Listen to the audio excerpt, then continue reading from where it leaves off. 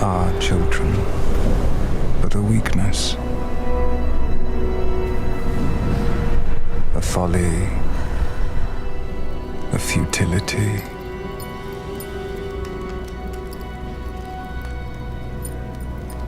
Through them you imagine you cheat the great darkness of its victory.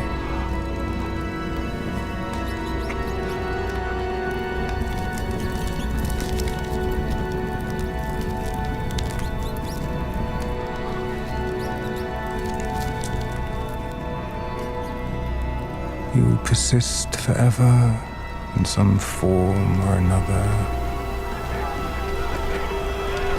as if they will keep you from the dust.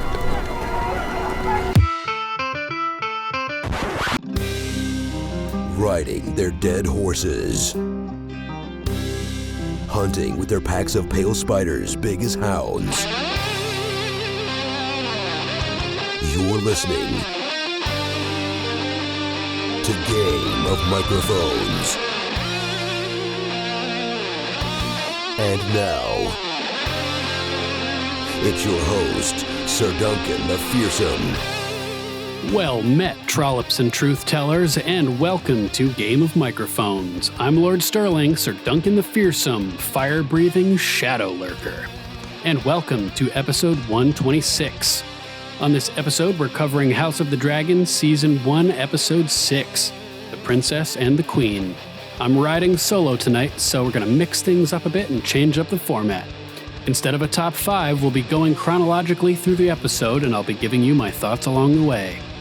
And in case you're not already aware, this podcast is from the perspective of someone who's current on the show.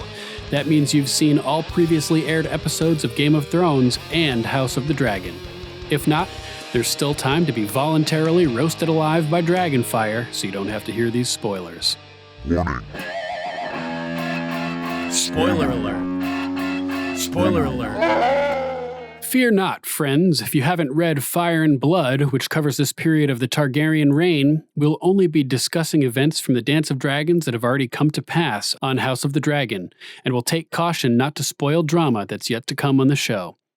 And if you're enjoying our coverage of House of the Dragon and our complete series rewatch of Game of Thrones, which covers every episode in depth, please consider taking the black and helping us to get out of the red by subscribing to our Patreon at patreon.com/GOM podcast or making a one-time donation to keep our show alive at paypal.me/GOM podcast.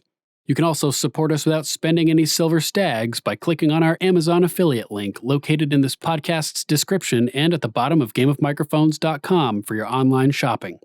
It costs you nothing and we'll get a little kickback from Amazon for sending you their way. Thanks. Without any further ado, let's jump into our coverage of House of the Dragon, Season 1, Episode 6, The Princess and the Queen. Wait, what's this? A raven from a faraway land.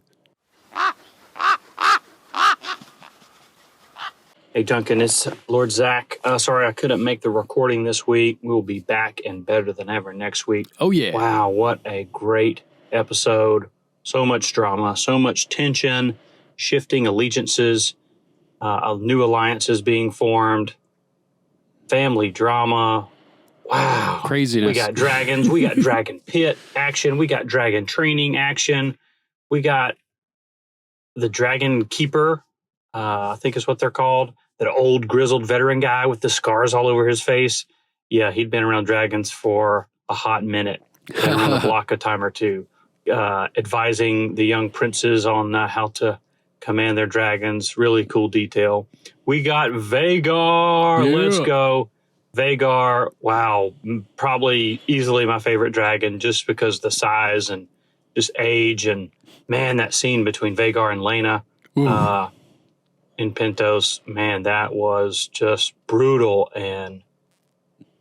But she got agency. She got to choose how she went out. Like she said before, she wanted a dragon rider's death, so that's what she got. Lots of parallels, and contrasts to the pilot with what happened with Laena versus Emma in the episode 1. So. Yep. Man, so much, I'm not going to send you a 30-minute recording, but pretty crazy episode. Still Team Rhaenyra, ride or die, let's go. Okay, she's had some kids with Harwin Strong, but officially they're Laenor Valerians, so they're Valerians, baby. When they take the throne, they'll be Targaryens. Let's go. Don't be paying attention to their hair color. It doesn't matter. Alicent has got some issues. She needs to chill out. Let Viserys be king and know your place. So, yeah, I'm still Team Rhaenyra. Duncan's going to have some good counterpoints, I think, but that'll be fun going forward. So, enjoy the show, and we'll see y'all next week. Yeah, thank you for sending a message, Zach. Hope you're having a great vacation. Wow. Holy hell, boys. What the hell? Okay, so episode starts off with a bang, with a crazy birth scene and the introduction of the new actress playing Rhaenyra. And wow, they did not hold back with the Foley effects. Watching with headphones for this this rewatch here, man, you can hear all of the happenings of the birth as it occurs. All kinds of squelches and crazy sounds. I don't even want to know what these sounds, what's going on down there. But it sounds painful. And wow, brutal way to start off the episode. Kudos to Emma Darcy, the actress, for being willing to have her first appearance looking all rugged and sweaty and chaotic and messy, brutal. And she's jumping right into it right off the bat. Craziness.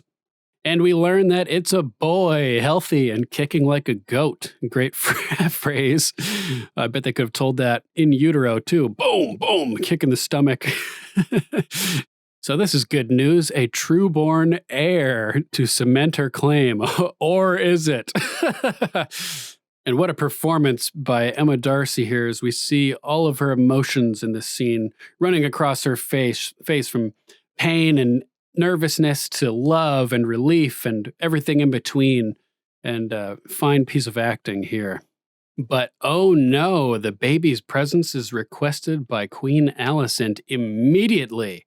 And Rhaenyra seems worried. Why, she asks. And first time watching, I was thinking, oh man, the queen's trying to isolate the baby from the mother. This could be dangerous, considering Otto Hightower's remarks about how the children of the queen and would be in danger if Rhaenyra is crowned, their mere presence being a threat to her heirhood. The same could be said in reverse. And so first time watching, I was thinking, oh man, she's concerned for the safety of her baby. But now rewatching it, I'm thinking, oh man, maybe she's just more concerned about being busted. Because if you look at this baby with his dark hair and his pale skin, it's not looking like the father.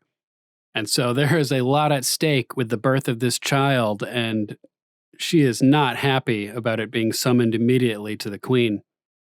So Rhaenyra decides she's going to bring the baby herself, getting up and standing to leave immediately following the birth. This is crazy.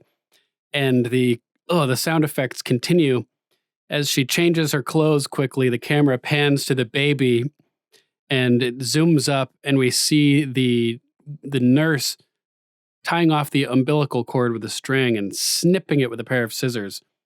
And this is pretty hardcore to watch. So this is where Laenor shows up. And there are a couple differences from the book version of this that are seemingly designed to make this a little bit more crystal clear that these babies are bastards that Rhaenyra has been having. For instance, Princess Rhaenys in the book has dark hair because her mother was a Baratheon. So having the babies have black hair when there are Baratheons close in the family tree wouldn't necessarily be too much of a red flag, but they've removed that trait in Rhaenys, given her the typical Targaryen golden white gold hair, and they've changed the race of Laenor Valerian from looking very Targaryen-esque with super silver blonde hair. They've cast this character with an African-American actor. And I'm guessing that this is to, again, make the appearance of the child or of the three children a little less ambiguously bastards for this version, to clear up any confusion that may have existed otherwise. So the castle is bustling as the happy couple walks from the birthing chamber to go see Queen Alicent. And I'm wondering if this is part of Alicent's plan here, is to make sure that all these people who are in the castle see the child as they go by, so that rumors will start to spread that Laenor may not be the father. And in typical Game of Thrones fashion, I know this is House of the Dragon, but in typical Game of Thrones fashion, the bells start tolling, indicating that something not good is going to be happening. And as they're walking along, Laenor is asking, what could she possibly want? I thought we were past this, indicating that this conflict has been ongoing since the last time we saw this bunch 10 years ago at Rhaenyra and Laenor's wedding, when Alicent came strolling down the aisle in her green dress and staring daggers at the princess. And like a trooper, Rhaenyra is pushing through the pain as she walks up these stairs on her way to go see Alicent. And Laenor is trying to get her to turn back, but she's like, no, like, I will not give her the satisfaction. Not showing any signs of weakness to the queen. So they go up the stairs, go around the map room, which doesn't have a map yet in this series, and they enter the queen's chambers. And here we have our first introduction to the new actress playing Queen Alicent, who looks lovely in another green dress. And she's surprised to see Rhaenyra showing up, and she's like, you should be resting. And Rhaenyra is clearly paranoid for the baby's health, and says, you would like that, wouldn't you? But she ends up accepting a cushion and taking a seat. And King Viserys shows up, and he's looking rugged. He's aged a little bit in the past 10 years, and now he's got hair at about the same density as Gollum from Lord of the Rings, just wisps coming down on all sides of his head. Pretty brutal. And it's hard to tell from this brief interaction here, but he's missing his left arm. So that infection of leprosy on his left arm must have gotten really bad because they amputated it. And woof, what a brutal situation. So as Viserys is hobbling around holding the baby with one arm, Alicent asks the couple if they've named the child. And as Rhaenyra starts to say we haven't talked about it yet, Laenor blurts out that the baby's name is Joffrey, which is hilarious. Apparently in the books, he attempted to name their firstborn Joffrey, but was overruled by Corlys, who would not allow it. Hence the child's name Jacaerys. Jacaerys, it looks like it's a written. And if there were any doubts before, Queen Alicent makes it clear that she knows exactly what's going on here as she tells Laenor to keep trying. And one of these days, maybe there'll be one that looks like him. This is crazy. And as they leave the chamber, they're walking down the hallway, and Rhaenyra is mad that Laenor chose to name the baby without even talking to her about it, especially considering his seeming lack of interest in their in their relationship and everything lately. And Sir Criston Cole turns to watch them leave as Rhaenyra leaves a bloody trail down the hallway. And it's at this moment where Laenor turns back, looking at the blood trail, and he makes eye contact with Criston Cole, the man who killed his former lover, Joffrey. And there's a tense moment as they stare at each other. And it's now that I'm wondering, how is he still a Kingsguard? How did he get away with the murder at the wedding? He must have came up with some story about Joffrey threatening the queen or something like this. But I'm surprised that Laenor didn't have enough sway to counter any comments or reasoning given by Criston Cole. Somehow the queen has kept him out of trouble, it seems. So as they arrive back to Rhaenyra's chamber, we see Sir Harwin Strong hanging out with the children and playing. The Lord Commander of the City Watch, I believe he is, and he is just hanging out in the princess's chamber. Kind of bizarre.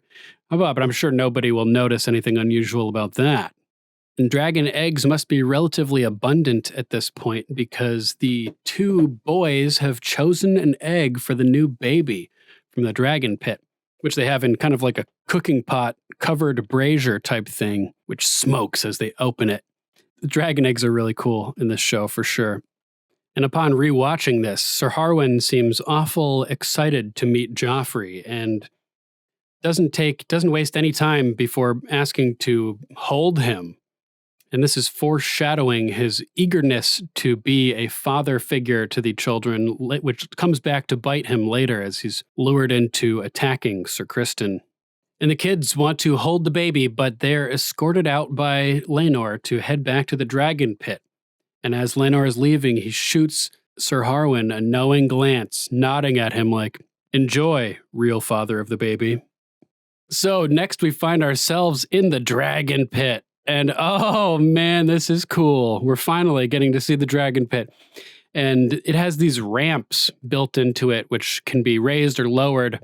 And as the scene starts out, we see Vermax crawling up the ramp with his two front wing arms, ba-boom, ba-boom, stepping along as he climbs upward into the main arena part of the dragon pit. And these ramps kind of remind me of the Roman Colosseum, which would have entries built into the floor like this for the animals that were stored beneath the floor of the Colosseum. They would have elephants, tigers, all kinds of stuff. You probably remember the scene in Gladiator where the tiger comes running out and swipes at Maximus Decimus Meridius as he's competing in the gladiatorial games.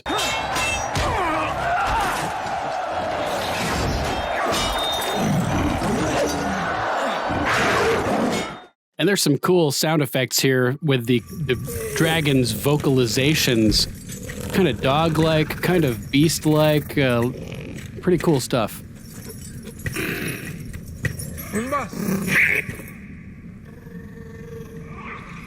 And this whole event here seems to be part of the process of familiarizing the dragons with their bonded masters. And so Prince Jacaerys is meeting with Vermax to practice controlling him and giving him orders and everything. And it sort of reminds me of how King Viserys talks about being scared of Balerion the Black Dread. And similarly, Prince Jacaerys is very scared looking of Vermax in the scene as he orders him, "Dohaeris," trying to get him to calm down and relax and obey.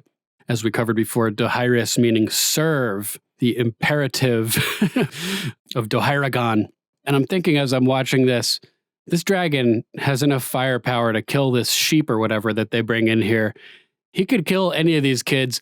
Why do they have all of the royal children standing together in front of a barely trained dragon? Seems like a recipe for disaster. Probably not the best idea. Plan better, guys. So we get to meet this dragon trainer here who's pretty cool. Looks kind of grizzled, like he's been around dragons and maybe got a little bit of flames to the face. Seems all scarred up, and he only speaks Valyrian here, High Valyrian to Jacaerys, which is pretty interesting. And they bring out this poor little goat who's bleating and cheerful and doesn't seem to recognize the imminent danger that he's being put in. And they tether him to this plinth-like thing nearby. And of course, the first thing that pops into my head is Jurassic Park, the way that they bait the Tyrannosaurus with a goat. And they put it out there. They put the goat in the foliage, tethered to the pole. What's gonna happen to the goat?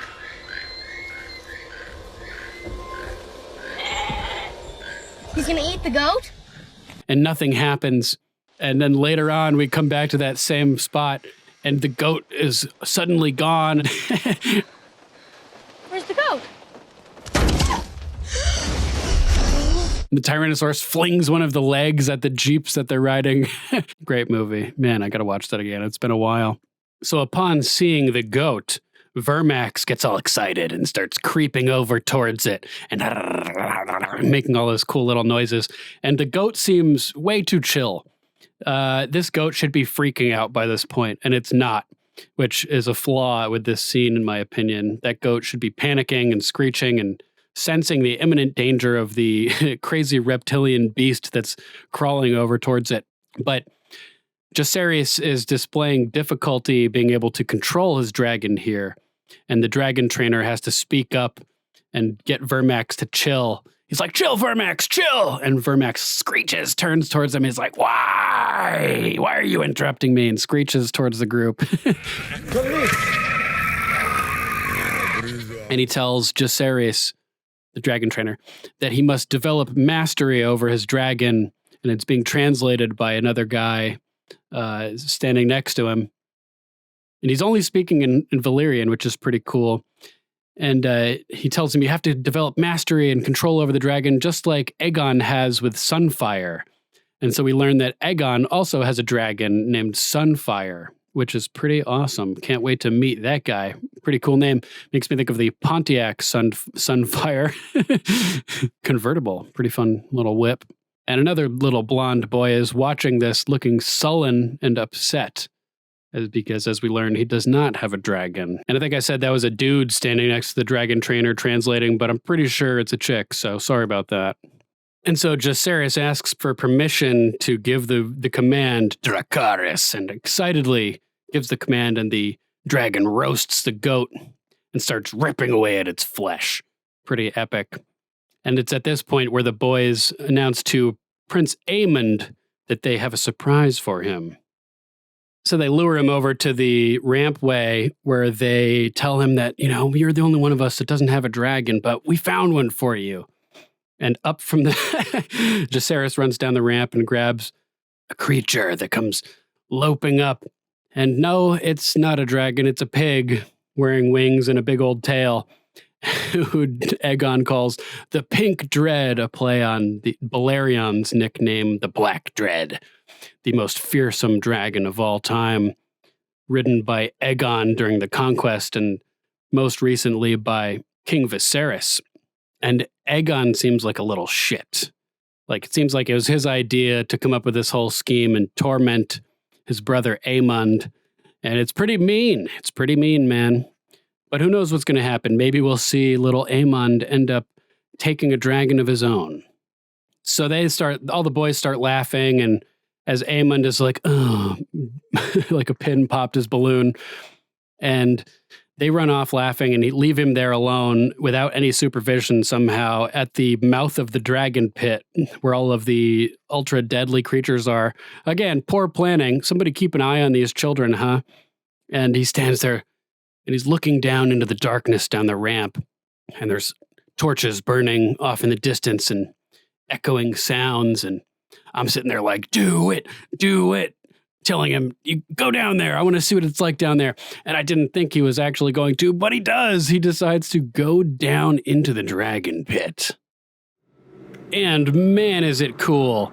He creeps down and he's holding onto the stones of the wall as he sneaks through the dragon pit, and the wind is blowing around him. There must be some kind of crazy air current down there. And he comes around a corner, and a dragon is lurking in the darkness in the distance. And it cranes its neck to look towards him, and you can see fire building inside of its throat. Epic graphics, and shoots flames up that just roil and cascade along the ceiling as he stands there in fright, looking horrified into the face of this monstrous creature. And he falls onto his back and scrapes his way up to his feet only to fall again, and runs off into the darkness. And the scene cuts to a different one. But I'm wondering at this point, what dragon is this? The internet seems to suggest it could be Dreamfire, that it could be Vermithor. For all we know, it could be Sunfire. I would like to know what dragon this is. People online are also drawing comparisons between its looks as well as those with Drogon. And so they're suggesting that stolen dragon eggs at some point down the line from this dragon may have gotten into the hands of Illyrio Mopatis, who gifts them to Daenerys Targaryen at her wedding with Khal Drogo. This could be the parent of Drogon that we're seeing here. And so next we find Alicent spending some quality time with her daughter Helena. who seems to be sort of Rain Man, bizarre, potentially autistic or something like this. And she's counting the legs and rings of a centipede and calculating the numbers out loud. And Alicent seems highly bored as she inquires further. Helena mentions that it has eyes, but she doesn't think that it can see. And Alicent asks why, and she's like, it's beyond our understanding. And Alicent agrees, saying, yes, some things just are. And I think that as she said that, she was sort of thinking about Helena herself and how the way Helena's mind works and the way she thinks is beyond Alicent. She doesn't seem to comprehend or relate to it at all, seeming bored and impatient in sitting here dealing with her daughter. Not the best vibes. And so Prince Aemond is delivered to the Queen's chambers, looking all haggard and ashy, and she learns that he's been sneaking around in the dragon pit again. So he doesn't have a dragon, but he seems to be obsessed with dragons and very upset that he doesn't have one of his own. And he's lamenting to his mother that they gave me a pig, and that the other boys were making fun of him. And Alicent does not seem happy about this, although she encourages him that someday he will have a dragon.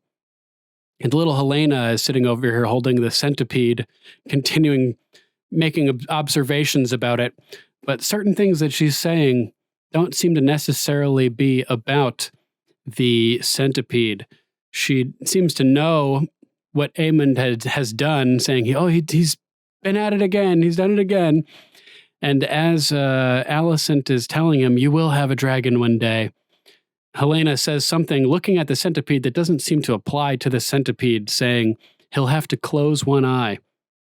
And so it cuts to Alicent visiting Viserys to complain about the incident to him.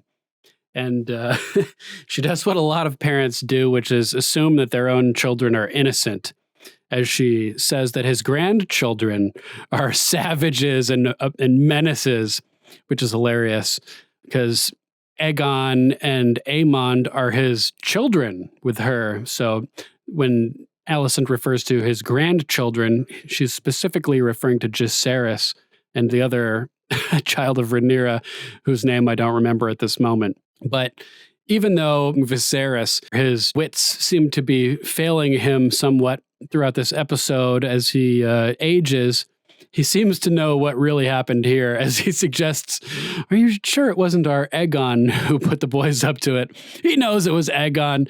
Aegon is a little shit, it seems. A little wanker. And as we'll see later on. And so Viserys is inherently suspicious of Aegon, and not so much the other boys, who do seem to be a little bit more innocent than Aegon is. Aegon seems to be the instigator, the mischievous lad. So things get serious here as Alicent says, it's a wonder that their eggs ever hatched at all. And Viserys, he's like, and why is that? And Alicent says, you know damn well why it is. Come on. And Viserys just refuses to acknowledge the blatant, obvious fact that Rhaenyra's children are hers, but they are not Laenor's. And she basically refuses to drop it. So Viserys sends Eddard, his model building companion, out of the room. And Eddard, it's cool that we get that name here, an interesting Westerosi name with certain significance to viewers of Game of Thrones, as Eddard is the true full name of Ned Stark. Ned being a nickname for Eddard, apparently, which is interesting. It doesn't seem like a logical nickname per se to be derived from Eddard, but, it is. So we'll just go with it. But Alicent comes around the table to him and she's like, I have raised this matter before, and you forbade me to speak of it. But she can't hold her tongue any longer. And she tells him to have one child like that is a mistake, but 3, it's an insult to you, to the throne. And so she's saying that basically, since these children are bastards and not true Targaryens at all, or Valerians, that she's surprised that their eggs even hatched. And she says, what she's saying, one is a mistake. She's like, yeah, one could be understood. Like, people have lapses in moral judgment. They make bad decisions. She could have been impregnated once with a bastard, and we could overlook it because it would be a mistake and an understandable mistake. But three times, and I think this might be why she sent for the baby to be brought to her at the beginning of the episode, because she wanted to see the baby before any shenanigans could be undertaken by Rhaenyra and Lenore. Given a mere half an hour, they may have already had something in the works where they could find a different baby to swap it out, for all we know, so they could present a baby to Viserys and Alicent that looks more the part. But Alicent, by seeing the child immediately, prevented that from being able to be possible, because she would then know if the baby was replaced by somebody else. But what she says here to Viserys about how it's, 1 is a mistake, 3 is an insult to the throne, to you, to House Valerian and the match you battled so hard to make, not to mention to decency itself. It's hard to argue against this. Think about this. Viserys broke tradition. He put everything on the line, stood up for Rhaenyra, and made her his heir. He went through all this work trying to find a good marriage for her, only to have her throw it out the window by sullying herself with Criston Cole, which he never got the truth of, but either way, we did. And she wanted to be the heir. But if you want to be the heir, there's only one thing you got to do. You got to have a legitimate heir to pass the throne onto. And it's like a slap in the face to Viserys and to the queen, who was helping, trying to arrange the marriage and put all this together and covered for her. Alicent covered for her and said that she believed Rhaenyra when Rhaenyra told her that she hadn't had sex with Daemon, although she misunderstood it, thinking that it meant she hadn't had sex at all. And so Alicent ran blocking for Rhaenyra and stood up for her and convinced Viserys that she was telling the truth, which resulted in her own father being fired and her being abandoned at court. So this is personal. Not only did she do a whole bunch of work trying to find a good match and trying to help Viserys, but Rhaenyra's lie to her, her deception, cost her her father's presence and a portion of her pride. She took it really personally when she learned that she'd been lied to, and that lie had resulted in her standing up for Rhaenyra and getting her father fired and everything. And so this is an issue that's been boiling and boiling for a long time between the two of them. And Alicent is taking this as a major insult, which is completely understandable because, like I said, you have one job as the heir to the throne. You need to produce a legitimate heir, and she couldn't do it. If she's so obsessed with self gratification and her own desires that she put her own interests and desires before those of the kingdom, which to me reflects very poorly on her character as a leader and tells me that she would not be a great leader. Good leaders take themselves out of the equation and think about the realm first. And Rhaenyra has forsaken that sacred obligation by choosing to mother bastards, 3 of them, to add insult to injury. And in doing so, effectively ending the Targaryen line with her. If there was a true-born son, then there could be a Targaryen reign that continues. But from this point on, if Rhaenyra succeeds Viserys and installs upon her death one of her children as heir to the throne, the kingship would be a lie. They wouldn't even be Targaryens at this point. And so Viserys would have sacrificed all of this respect, and he was motivated well to do it, to name Rhaenyra heir, but going out on a limb and doing so and costing him the allegiance of many bannermen, as we found out from Lannister, who said that, everybody thinks that Aegon is going to be king. And the way, he put it all on the line for her and stood up for her and repeatedly affirmed to people around her that Rhaenyra is the heir. Don't question me. This is the way it is. And the way she repays him is by not even fulfilling her one duty to the crown to produce a legitimate offspring. it's a slap in the face. It's shameful.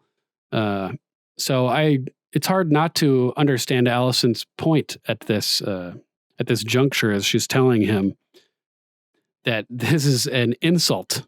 And so Queen Alicent is dead serious as she's bringing all this up, and Viserys starts rambling about a horse that he once had and how she escaped and was impregnated by a silver stallion from nearby, and how the baby came out chestnut brown. And, sometimes nature just works in mysterious ways.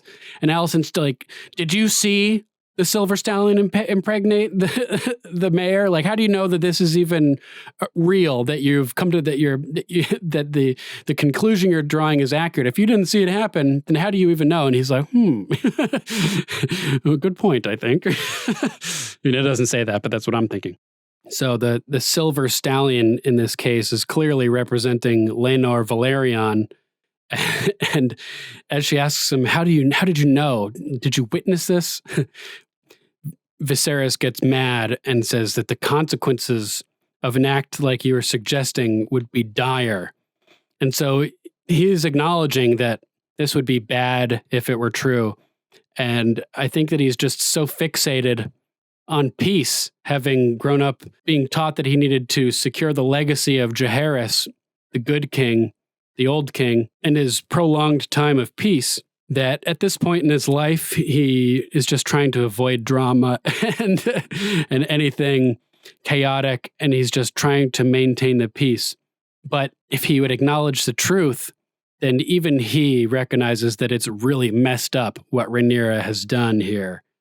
And Viserys is just kind of exhausted by this whole dialogue. He stands up and puts his one remaining hand on Alicent's shoulder and says, "Do not speak of this again," and kisses her on the forehead and just kind of shambles off in a daze, it looks like. Oh, man, this is not good.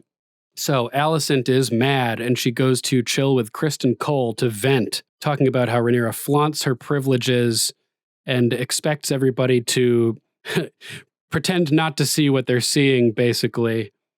And this is something that has bothered Alicent this whole time, is that she sees Rhaenyra as being highly privileged with all this opportunity in front of her, and she's just making these bad decisions that have terrible consequences, sullying herself, which could have affected her potential matches in terms of suitors, fathering bastards, which could tear the whole realm apart, turning the kingship into a lie, and the Targaryen legacy into a lie.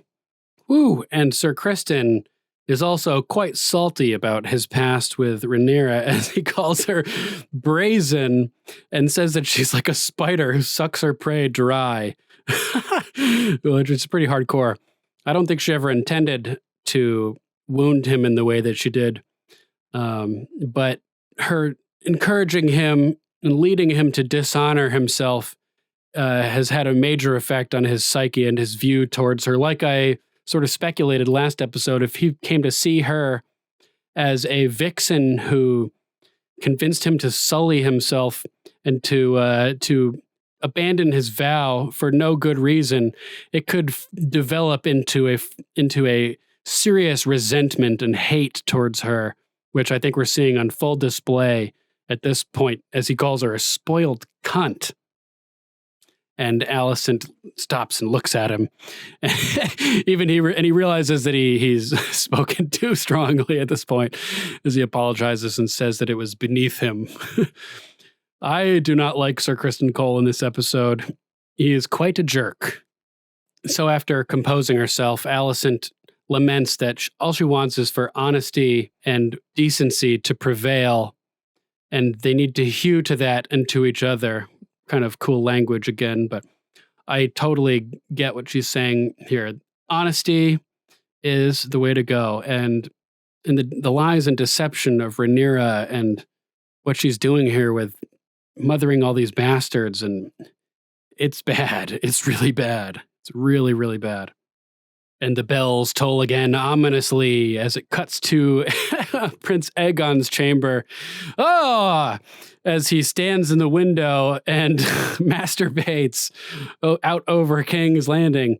And I know he called the that pig earlier the pink dread, but I'm thinking the real pink dread of King's Landing is the penis of Prince Aegon here, much to the woe of anybody who may be standing beneath his window as he finishes what he's doing. But before he can unleash the horror upon the pedestrians beneath, he's interrupted by Queen Alicent, who demands to know whose idea it was to give the pig to Prince Aemond. Wow, so we get a really intense encounter here between Queen Alicent and Aegon, who seems to be completely clueless about the reality of his situation and where things stand. We learn a cool nickname for Jacaerys, which is Jace. Pretty badass name he's got there. And Alicent has to tell him, you don't understand, Rhaenyra's sons are your playthings for now, but that's not going to be the way it is forever. We need to defend our own. It's one thing, around home, you can cuff Aemond, your brother, around as much as you want.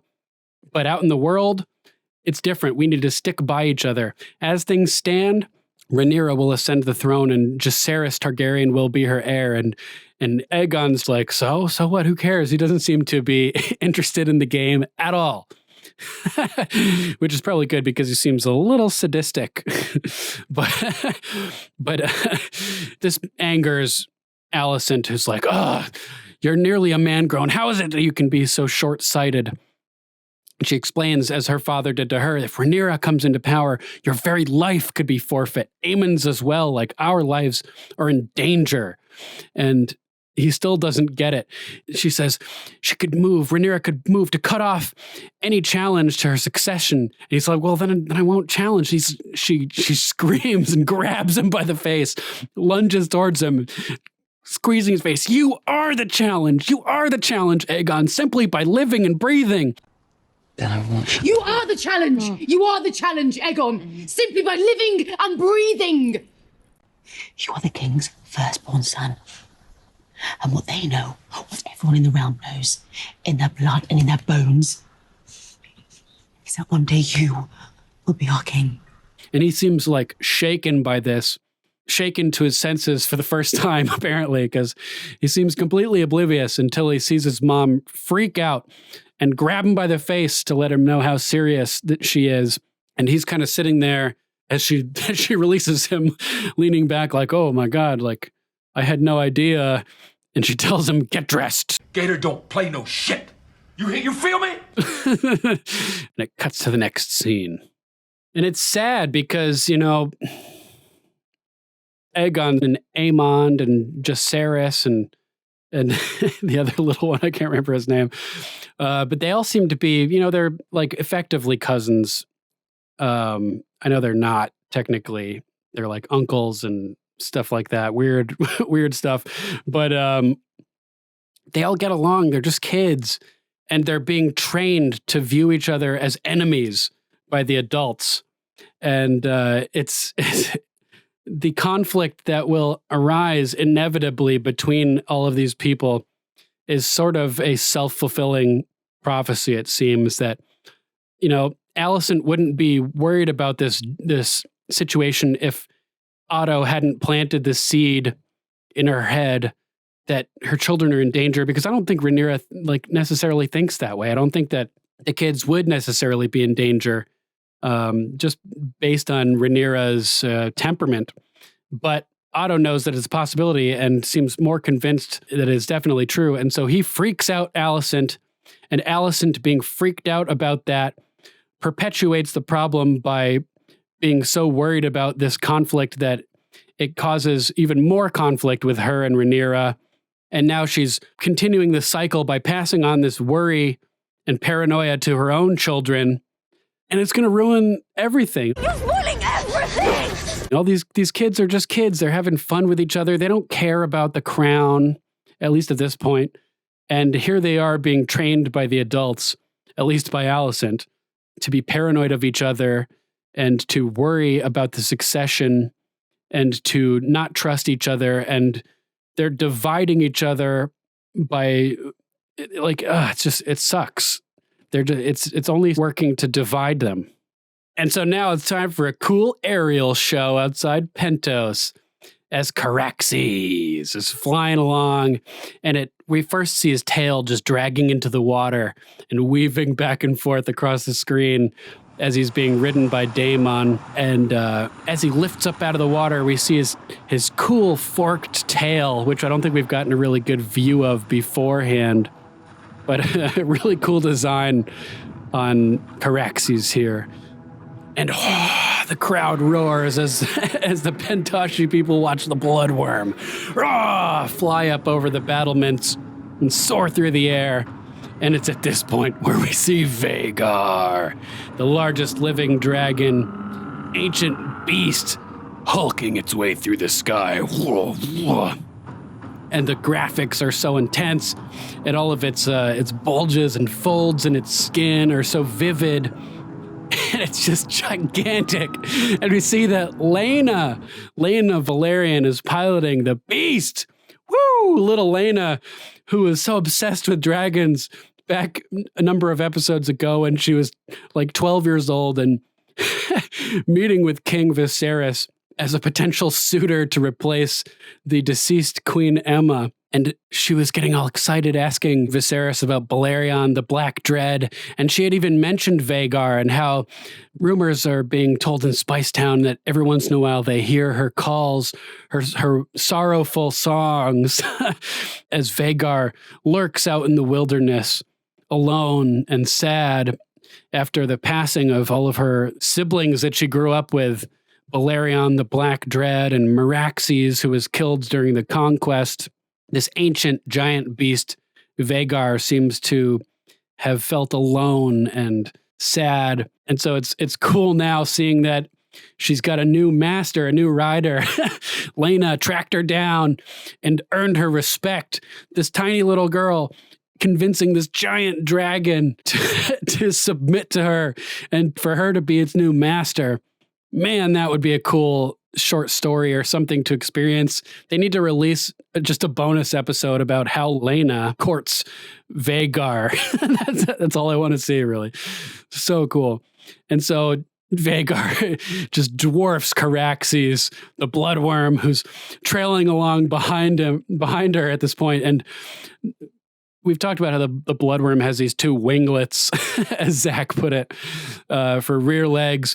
And the way its rear legs kind of shift in the breeze as it works to balance itself during flight, it kind of reminds me of those flying squirrels and the way that their rear legs look in flight as they use their skin wings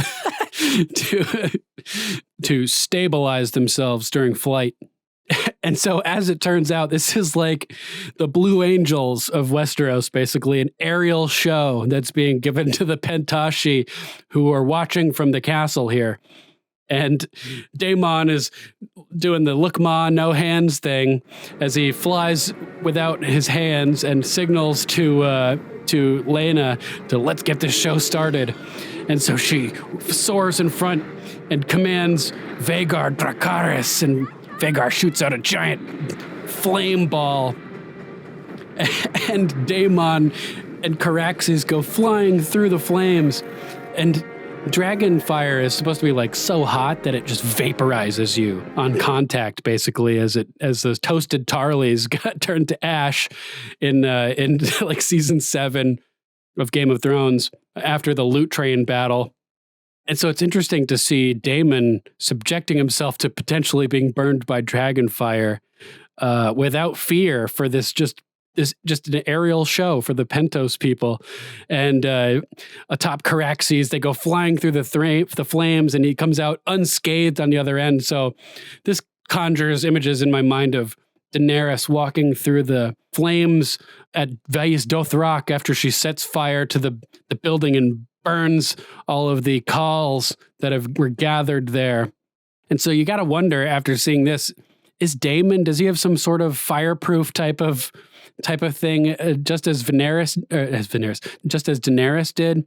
I think George R.R. Martin had claimed or testified before that Daenerys surviving that fire was a miracle, but we had seen evidence of her being able to tolerate extreme heat, picking up dragon eggs that were burning other people's fingers, being in baths with a very hot water that didn't seem to bother her at all. You know, fire can't kill a dragon, as she said, after her brother Viserys was given his golden crown and Khal Drogo dumped the molten gold over his head.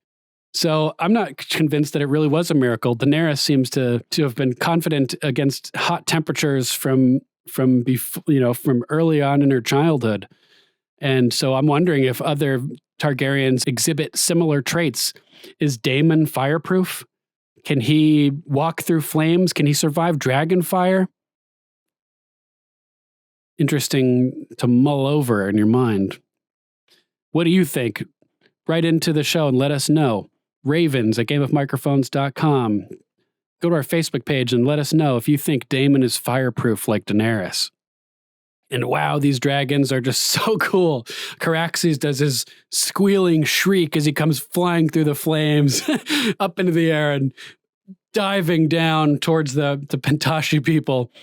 And we follow Vhagar downward, and you can see the age on Vhagar, just the wrinkles in its skin. Dragons are asexual, sort of. So I keep saying him, but may not necessarily be a him or a her. They're gender non-binary, we'll say. And so the Pentashi people are just watching in awe as Vhagar goes soaring at low altitude over the battlements, casting wind over everybody, followed swiftly by Caraxes, who soars down past. And man, I love these dragons so much. I'm so scared about what's going to happen in the future. I don't want to see dragons fighting each other or dragons being killed. Oh God, seeing those two dragons in Game of Thrones, Rhaegal and Viserion, both killed. That was as bad as watching Lady the Direwolf being killed. Or, it's like I almost like it hurts more seeing the animals being killed than it even hurts seeing some of these people being killed, because the people are despicable scoundrels in a lot of cases, whereas the animals are just they're innocent to a degree. And man, so rare. The dragons, it sucks seeing the dragons be taken down. So I'm hoping that we won't see any dragons die in the future, but I just know it's not going to be true. So I'm trying to brace myself emotionally for that point in time, starting now. Starting now. And so, wow, now we're at dinner here with Daemon and Laena and the magistrate of Pentos, and third actress for Laena. And she's pregnant, and she's already got 2 kids here. So Daemon seems to have at least temporarily managed to overcome his erectile dysfunction that had caused him such frustration in earlier episodes. So that's good to see. They're over here in Pentos, and the magistrate starts to give a toast to Aegon the Conqueror. So as it turns out, during the Century of Blood, Aegon the Conqueror came riding to the aid of the Pentoshi people at Lys and burned a fleet of enemy ships, turning the tide in their favor and changing history in Essos. And it turns out that the magistrate is buttering up Daemon here in the hopes that he will stay to do something similar, as the Triarchy is forming an alliance with the Dornish. And Dorne at this point is not yet part of the Seven Kingdoms. So a potential alliance between the Dornish and territories in Essos could be dangerous and could spell havoc for the Seven Kingdoms and for the free cities. So the Triarchy is still causing problems. First in the Stepstones with a crab feeder, and now by forming an alliance with the Martells in Dorne. And as the magistrate says here, they may turn their sights north, which could put the Seven Kingdoms in danger, could put Pentos in danger. And in order to woo Damon and Lena to help protect them in Pentos. He's offering to give them this gorgeous manse that they're spending time in and to give them yearly tribute to be paid by the locals in exchange for helping them to combat the Triarchy. And in her pregnant state, Lena is pretty much over traveling at this point, and it seems like she just wants to get home to Driftmark to give birth to her child there and to be home so she can just relax. And this is the first moment where we start to see that there's some strain in this relationship as well. She politely declines telling the Magister that they're travelers and they've already overextended their welcome, but Damon hushes her. Sorry, I keep calling him Magister, but he's Prince Reggio Haratus. Reggio, pretty cool name. So Damon kind of hushes Lena here and replies to Prince Reggio that it's a most generous offer and one that they will certainly entertain. And we get a little bit of ominous music. And in a symbolic moment, Lena lets go of Damon's hand and retracts her hand back to herself, clearly indicating that she is not happy with Damon's response to Prince Reggio here. So it cuts to later on in the evening as Damon is hanging out with his daughter and teaching her Valyrian, High Valyrian, which is pretty cool, passing on the language of their ancient homeland to their children. And Lena comes to him and explains to him her reasoning of why she does not think that they should stay in Pentos. And he explains that, they have a great life there. There's none of the political scheming and chaos that they would be having to deal with in Westeros. Lena says that they're using them, but he says it's refreshing, isn't it? A simple transaction. We have gold, they have dragons. None of the lying and scheming and manipulating that they would be having to go through in King's Landing, because nothing is as it seems over there. But she's not happy with it. She says that we are more than this, Damon. We're not minstrels or mummers who play at the pleasure of an alien prince like they just had been with their Ariel show with the dragons, putting on a show for for the princes of the Pentos. We are the blood of old Valyria. We don't belong here. And he's like, Valyria's gone. We don't belong anywhere. But here, we have a good life. We don't have to put up with any of the craziness from Westeros. We're guests, so we don't have any responsibilities. This is the best. But she's not having it. She wants her child to be born where she was born, on Driftmark, in her Lord Father's castle, and to be raised in their homeland with their family, according to their birthright. And at her end, she wants a dragon rider's death, not that of some fat country lord. And may come a little bit sooner than she had anticipated, unfortunately. But kind of a messed up moment where after this, Damon turns back to his book and then kind of looks up at her like, what are you still doing here? And she's like, ugh, and kind of storms out.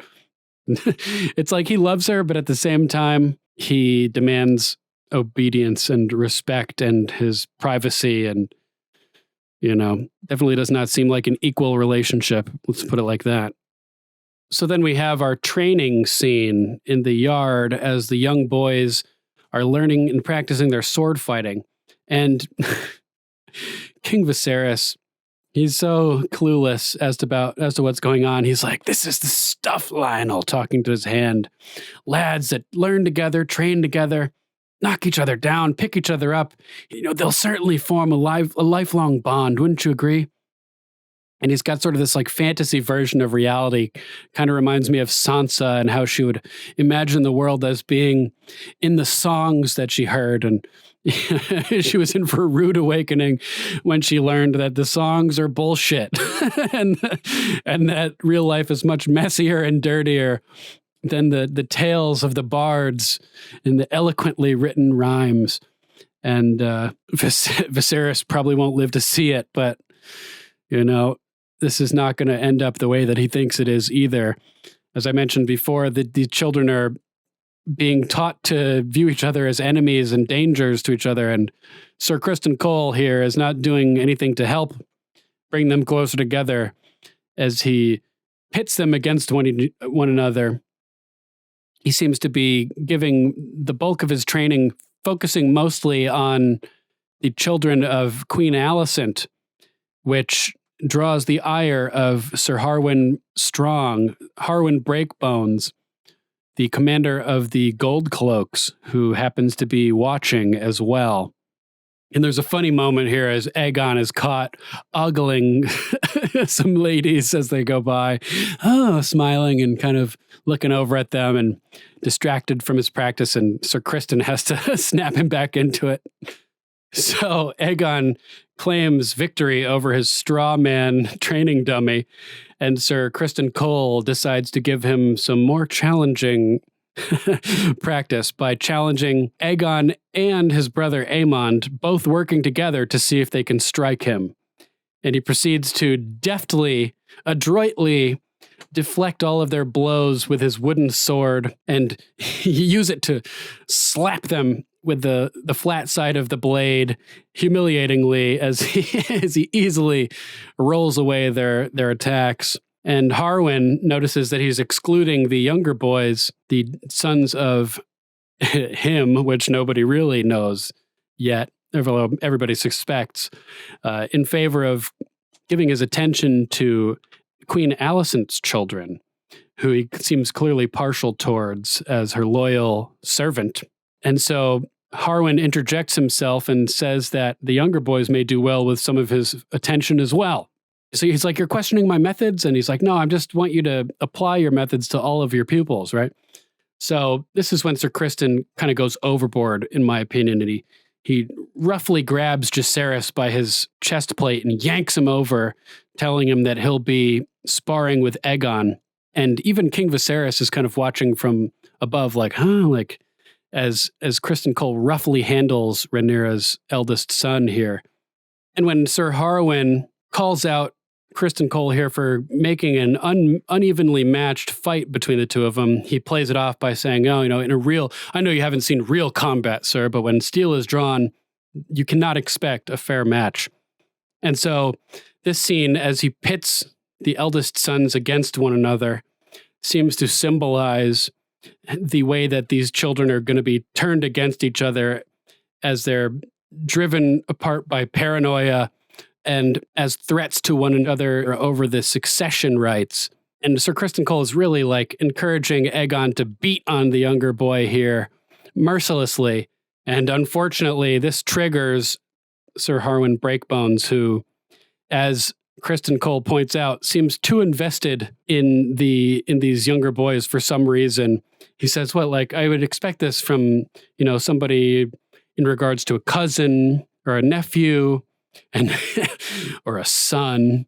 And he knowingly says that to Harwin. This triggers Harwin, who turns around and starts pummeling Sir Criston, gets down on top of him in a full mount, and is just left, right, dropping blows on him, just like Criston had done to Joffrey, Sir Joffrey Lonmouth in the previous episode, murdering him at the wedding. And this causes a big scene, gets everybody's attention in the immediate area. Magneto helmets are showing up and dragging Sir Harwin off of Sir Criston. And this is just a big mess. This causes a big mess. Sir Criston Cole knows that he's the father and baited him into attacking him by taunting him and putting his sons in danger in front of him, just in order to get him to attack him, to reveal his true position. And Harwin falls for the bait, attacks him, and it's clear that he seems very, very connected and very interested in the princeling's training, as Sir Criston Cole put it. So 4 Kingsguard White Cloaks are holding Sir Harwin back as he says, say it again! And Criston Cole is just kind of like lying there on his back, all bloodied up, laughing to himself. Thought as much. Smug with how he's managed to reveal the truth in front of everybody. And this is going to have dire consequences. So it's shortly after this, it cuts to Rhaenyra's chambers, and a handmaiden comes in to inform her that there's been an incident in the training yard. And so she sneaks out through the secret passageway and creeps up towards Harwin Strong's chamber, where she lurks in the passage and listens to the interaction that's occurring between Harwin Breakbones, and his father, Lionel Strong, the Hand. And it is not pretty. And Lionel Strong is talking about how it fills him with shame, this situation. And Harwin's like, what, because I laid my hands on that insufferable Cole, the son of a steward? And Lionel's like, yes, but that's not the biggest problem here. You have laid us open to accusations of an uglier treachery. The fact that you've been fathering bastards with the princess. This is bad. Harwin plays dumb. And what treachery is that? He's like, don't play the fool with me, boy. Your intimacy with the Princess Rhaenyra is an offense that would mean exile and death for you, for her, for the children. And Rhaenyra's kind of listening in the passage like, oh God. Harwin again tries to lie. It's rumor only, spun by the princess's rivals. And Lionel's like, dude, people are not stupid. People have eyes, boy. We see what those kids look like, and they are not Valerians. Yet the king will not accept what his eyes see. This flimsy shield of the king's unwillingness to believe the truth is the only thing standing between you and the headsman. The willful blindness of a father towards his child. Just as Alicent wouldn't acknowledge Aegon's wrongdoing in the situation earlier where he had instigated the delivering of the pink dread pig to Aemond, Viserys is unwilling to see that his own child, Rhaenyra, is behaving equally as badly, really badly. And so Harwin's like, I wish my father had similar blindness. He's like, are you kidding me? Like, have I not for all these years that I've been pretending that this is not happening, but I know the truth. I see the way you're interacting with those kids in the training yard. I see how much they look like you, look like us. You know, this is insane. And today you publicly assaulted a knight of the King's Guard in the defense of and he stops before he says children of your sons, but it's plain what he's talking about. And Harwin's like, you have your honor and I have mine. And you can tell by picking a fight with Kristen Cole, he is sort of unwittingly admitted the truth of this situation by letting it get personal and acting out in defense of his children. This is going to draw eyes. It's going to draw speculation, and it's going to be very problematic. So then it cuts to the next scene as Rhaenyra is arriving back into her chambers through the secret doorway, right in the sight of a handmaiden who's waiting for her with some warm compresses to soothe her swollen breasts, which are sore. And as she plops down on the sofa here, drunken singing is growing louder in the background as her drunken husband, Sir Lenor, is arriving with his lover boy. And it's like, dudes, you guys are crazy. Sir Harwin is like hanging out with the kids in Rhaenyra's chamber. Lenor is running around with his drunken lover in plain sight of all the people of the castle. Like, they're just asking to get caught. They're not being careful at all about any of this. So it's inevitable that their glass house that they're living in is going to come crashing down all around them, it seems. And so he comes in with Carl, his drunken boyfriend, and he's explaining, are you sore? When the breasts fill with milk, they get sore. And she's like, would you shut up, Lenor? Jesus, you're stupid. Carl, would you mind if I spoke privately with my husband? And she gives Carl the boot and sends him a running. And it's time to have a serious chat with Sir Lenor. And so Lenor explains that war is breaking out again in the Stepstones as the Triarchy allies with Dorne, and that his boy Carl has been over there fighting, and he longs for battle again. He was a warrior growing up. He rode Sea Smoke during the last fighting at the Stepstones with the crab feeder and was laying waste to the pirates over there. And Rhaenyra, this whole episode has been very sullen and salty, very different from where we saw her in terms of her disposition in the first half of the season, where she was bubbly and outgoing and smiling and happy. And then at the end, at the wedding, she was basically crying during their vows and was very upset. And it seems like now she's in a very different place than she was 10 years ago. You know, everything was fun and games when she started with her cheating and sleeping around and everything. But now her actions are coming back to roost, and she's having to deal with the consequences of everything that she's done in real time as the walls are closing in around her. And so she's been sullen and dour for the most part this episode, but we actually get a smile from her here as as Laenor describes a chieftain in the triarchy who dyes his beard purple and wears women's frocks, which is funny. Kind of reminds me of, I don't know if it's Strong Belwas or the Champion of Marine, someone in the books that maybe it's Illyrio Mopatis. I don't know. Somebody has, oh no, I think it's Dario Naharis has a big purple beard. Very different portrayal of Dario in the TV show with the two actors, Eurotrash Dario that played him as he was referred to by Bald Move podcast. And the second guy with the beard and everything, the actor from Orphan Black. So this Essos chieftain with a big purple beard made me think of imagery that we get in the books, which is much more colorful and fantastical than a lot of the stuff we get in the TV shows. So that was kind of funny. And so Sir Laenor's head is in the clouds as he's talking about this giant bag of sapphires that Carl showed him, and like, how the battle would be so great it'd be finally good to finally get back on his dragon and see some action. And she brings his dreams crashing down, and she tells him, "Are you mad? Do you know what's happened? Well, you've been guzzling all the ale in Flea Bottom, and gods know what besides." Oh God. Oh man. Brutal line. And she tells him, "Dark rumors are hunting us, Laenor. They nip at our heels. Questions about our son's parentage. Vile, disgusting insinuations."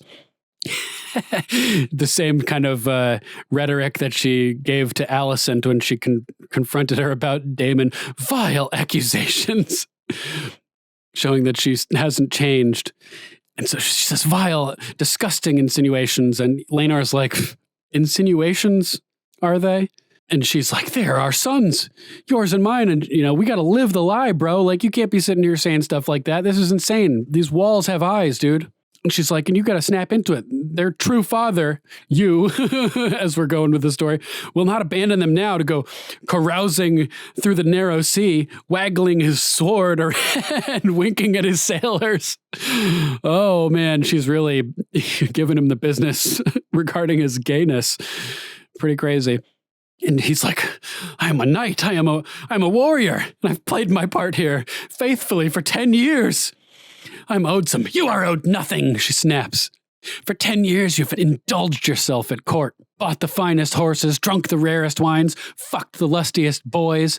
This was our agreement. I have not begrudged you. And he's like, oh, shit. Yeah, she's pretty right. I have been, living the merry life. And she's like, you do not desert your post when the storm lashes. And being from an ocean-faring family, he's like, a wise sailor flees the storm as it gathers. And she's like, like fuming. She's like, well, then I command you to hold your post and to stay here and not to go off to the stepstones. And he's like, oh, you're commanding me. And he just deflates. As your princess and heir to the throne, you are commanded to remain in King's Landing and by my side. She lays down the law. So next we find ourselves back in Pentos as the lovely Lady Rhaena Targaryen, daughter of Daemon and Laena Velaryon, is humming to herself, placing her dragon egg over the fire in a cute little scene. And Laena comes in and says to her, it's been 8 years, sweetling. And I love the word sweetling, a great little term of endearment for her daughter. And it's so sad because she's telling her daughter, it's been 8 years and she's still trying to hatch her dragon egg. so she can be like Bela, her sister, and Daemon and her mother. And she's so innocent and sitting there and trying to do this. And her mother's explaining to her, half of them never hatch. And she's like, will they let me stay? Talking about Prince Reggio and the Pentoshi. And Laena's like, I don't understand. She says, he wants you and father and Bela because you have dragons. And she feels left out and thinks that Daemon ignores her because she doesn't have a dragon yet. And as we saw, he was spending more time with Bela, it seemed earlier, teaching her High Valyrian, although we don't know what Rhaena was doing. And Laena is explaining to Rhaela, all these names, oh my God, that, there's more than one way to bind yourself to a dragon, as she knows from experience, because she was dragonless until 15. So when we saw her in the garden with Viserys, I think she was 12, they said.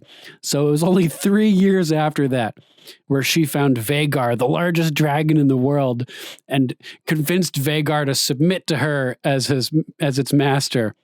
Imagine that 15-year-old Laena Velaryon. That needs to be like its own movie, just like a one-off of Laena Velaryon finding and winning the heart of Vhagar. And so she's explaining to Rhaela here that, some dragons are born to their masters, like Bela's dragon was born to her, but you have a harder road. If you wish to be a dragon rider, you have to claim that right, just as she did when she claimed Vhagar as her own. And your father would tell you to do the same. So this is when she mentions Daemon ignoring her, which is sad, and there's solemn music playing, further accentuating the sadness. It's crazy if you watch something without music, how much less emotional it feels, but when you add in music, it tugs at the heartstrings and really ramps up the emotional effect of any given scene. And Laena sticks up for Daemon here and tells Rhaela he's doing his best. Oh, and I forgot to mention that Laena Velaryon is very pregnant again for child number 3. So Daemon's really, now that he's got his gear functioning, he's really taking advantage of it seems. Speaking of gear functioning, I also forgot to mention earlier when Prince Aegon was in the window threatening King's Landing with his own little pink dread, that it was just like Homelander in a scene of The Boys, an Amazon Prime show, which I highly recommend. It's like twisted Marvel superheroes, if they were all horrible people. It's a great show. You got to check it out. So speaking of how only half the eggs ever hatch, has it always been that way, or is that just a trend since the Targs and Valyrians have arrived in King's Landing and in Westeros? Could it be that the Maesters are doing something to poison the dragon eggs, trying to prevent more dragons from hatching? Your guess is as good as mine. Let us know what you think. So then it cuts to Daemon brooding atop the battlements in the night with a glass of wine and some bread, and he smiles upon seeing Laena arrive to hang with him. And she brings word that her brother Laenor has written, informing her that Rhaenyra has given birth to a third son. And Daemon has a great snarky line here. Does your brother mention if this one also bears a marked but entirely coincidental resemblance to the commander of the City Watch? A nice way of saying, is this one a bastard too? And she says, he seems to have left that detail out. So they both know the situation here. Neither of them seems to really care. She laments about how she misses her brother, and she says that she believes Daemon misses his brother too. And like we talked about earlier when he stole the dragon egg and was talking about being married and took over Dragonstone, these are all like pleas for attention from his brother Viserys. It seems like that he craves attention from Viserys. So it probably is, he probably does miss him, But in typical Daemon fashion, he deflects. I miss Westerosi's strong wine, he says. It could be depended on. This amber shit they drink here. I can't even get a few hours of peaceful oblivion with this amber shit. And he claims that he never longs for home, but she tells him she doesn't believe him. and brings up how he lauds the virtues of Pentos, but he doesn't really have any interest in it. He never goes downtown or hangs out or checks out the local stuff. All he does is sit in the library reading accounts of the dead dragon lords whose legacy he claims has no hold on him. But we know that's not true. It seems like he's given up on his dreams of forging a legacy of his own in Westeros, as Rhaenyra has married someone else, and he's been booted from the line of succession. At this point, like, there's no chance now that Viserys is a true-born heir and there's Rhaenyra. It's like he's nowhere near the line of succession at this point. And so I think that he sees an opportunity potentially from being offered a position here in Pentos to forge a different destiny and a different legacy in his own name, sort of as Aegon the Conqueror did, mirroring the Conqueror as he brings dragonfire to Essos and forces the Triarchy under his command once and for all to bend to his will.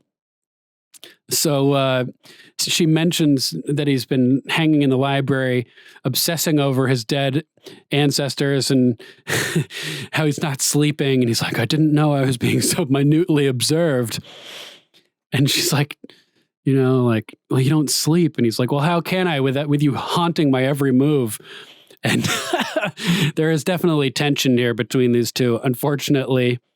Who knows if Daemon's heart was ever really in it to begin with, although he does seem to see her affectionately in some manner, like he smiled when she showed up and he caresses her pregnant belly and all of this, but she's disappointed by him seeing her as haunting his every move. And she's like, life has disappointed you, I know, but perhaps I'm not the wife you would have wished for, because she knows that he wanted Rhaenyra. Everybody knows, especially probably after that near kiss during the wedding, which was only interrupted by Sir Criston Cole pummeling Joffrey to death. Who knows what would have happened if that hadn't interrupted that intimate moment? Would they have kissed in front of everybody, and then Daemon would have forced Daemon's hand to slice through everyone and steal her away to Dragonstone? It's possible. But Laena is lamenting that she knows that he's not the wife that Daemon would have wished for, and he's like, "Come on, like Laena." And she tells him it doesn't pain her that she's already made peace, but she's telling him like, "But you're more than this, like don't relegate yourself to the outskirts and exile to drown yourself in wine, like Tyrion, lamenting the life that you could have had in Westeros." You're more than this. The man I married, she says, was more than this. And he's like, he's left deep in thought. So next we find ourselves back in another small council meeting, and Rhaenyra is sitting back in the chair and banging her head against it as she seems bored to death with the minutia of hearing about a contentious argument between the Brackens and the Blackwoods, the classic rivalry of the Riverlands, as we are hearing that the Blackwoods claim the Brackens moved their boundary stones in the dead of the night and set their horses to graze in the Blackwoods field, which sounds about right, considering the interactions we've seen between the Blackwoods and the Brackens already in this series. When Rhaenyra was in Storm's End during her marriage tour looking for a suitor, and the Brackens were antagonizing the Blackwoods, to say the least, which only ended when the young Blackwood boy disemboweled the Bracken, which is an epic scene. And Alicent is like, well, why hasn't Lord Grover Tully handled this? This is a matter for them. And it's only when Alicent doesn't want to deal with it that Rhaenyra suddenly seems interested, as if she just has to do the exact opposite and go against Alicent in everything. And she's like, well, the Brackens and the Blackwoods will use any excuse to draw each other's blood. So this seems like a dispute that bears looking into before it gets out of hand. And Alicent's like, of course, she just has to play the serial contrarian with everything I say. And we're seeing the way that a lot of these characters have aged. Viserys is looking like Gollum. Beesbury is way older and seems to mentally be slipping a little bit as the conversation moves to the stepstones, and he's still talking about the Bracken Blackwood scenario. And it seems like Maester Melos has died, as Maester Orwyle is now in the small council meeting and has to explain to Beesbury that they've changed subjects. It's a little bit jarring with some of the characters being played by different actors and others being the same. But it's like certain actors that have stayed the same serve as a bridge between the changing of the other actors. So in that way, it kind of makes sense, so that not everything is different and everything is jarring. And King Viserys has just he's so over the stepstones. He's like, Jesus, like when, like, are we ever gonna get to stop dealing with this insane situation at the stepstones? It's like, no matter what we do, it just things keep happening down there. And he's like, we can't deal with the Dornish directly because like their word's worth nothing. To trust a Martell is to be disappointed. And so someone's like, well, where is Prince Daemon? He was styled himself as king when he won the battle there. And Alicent's like, that was a decade ago. And now he's left the region completely undefended. And Rhaenyra, has to argue with her again. We left it undefended. There should have been fortifications built, watchtowers, a fleet of ships, a garrison of soldiers. But Alicent points out, we can't afford it. Our coffers are, mighty, but they're not infinite. And we have to consider the cost to our subjects. And she's like, yeah, I agree. The cost of war is greater than the monetary cost of fortifying the area. And she's got a good point here. It would have made sense to put watchtowers up and sort of fortify the area to protect trade between Essos and Westeros. So I think this was a strategic mistake by the kingdoms, and it's coming back to bite him in the butt. And Viserys just looks weary. He's rubbing his forehead with his handkerchief, and he's just like, oh, he looks so tired of hearing Alicent and Rhaenyra just bickering amongst each other. And there seems to be a general shift in power dynamic here at the small council meetings. Viserys is kind of just sitting back, and Alicent is now leading the conversation in many ways and seems to be in a position of authority over the king in a lot of circumstances, as we see shortly. But there's a funny line where Rhaenyra is like, we made a mistake. We've been lax in the stepstones handling the pirates and the triarchy, and the old monster now lifts its head, and it shows Viserys as she says that, and he kind of lifts his head up to look in their direction, and it's kind of funny. They're like sort of calling him the old monster by focusing the shot on him as she says this and having him lift his head. And Alicent is just sick of Rhaenyra, and she's like, oh, let us be finished. And Viserys sighs and just goes along with it. Yes. And before they can get very far, Rhaenyra speaks up and tells them to wait. So it seems that right about now, Rhaenyra knows that she's pretty screwed and that the walls are closing in. And so in a desperate Hail Mary, she tries to reach out a rotten olive branch to Queen Alicent. And she's very nervous. You can tell that she's feeling cornered here as she desperately offers to join their houses. She feels the strife between their families and apologizes for any offense she may have given, but it says that they're one house. After saying between our families, plural, she says we are one house. So, okay, you're saying that, but you're also contradicting it by saying strife between our families.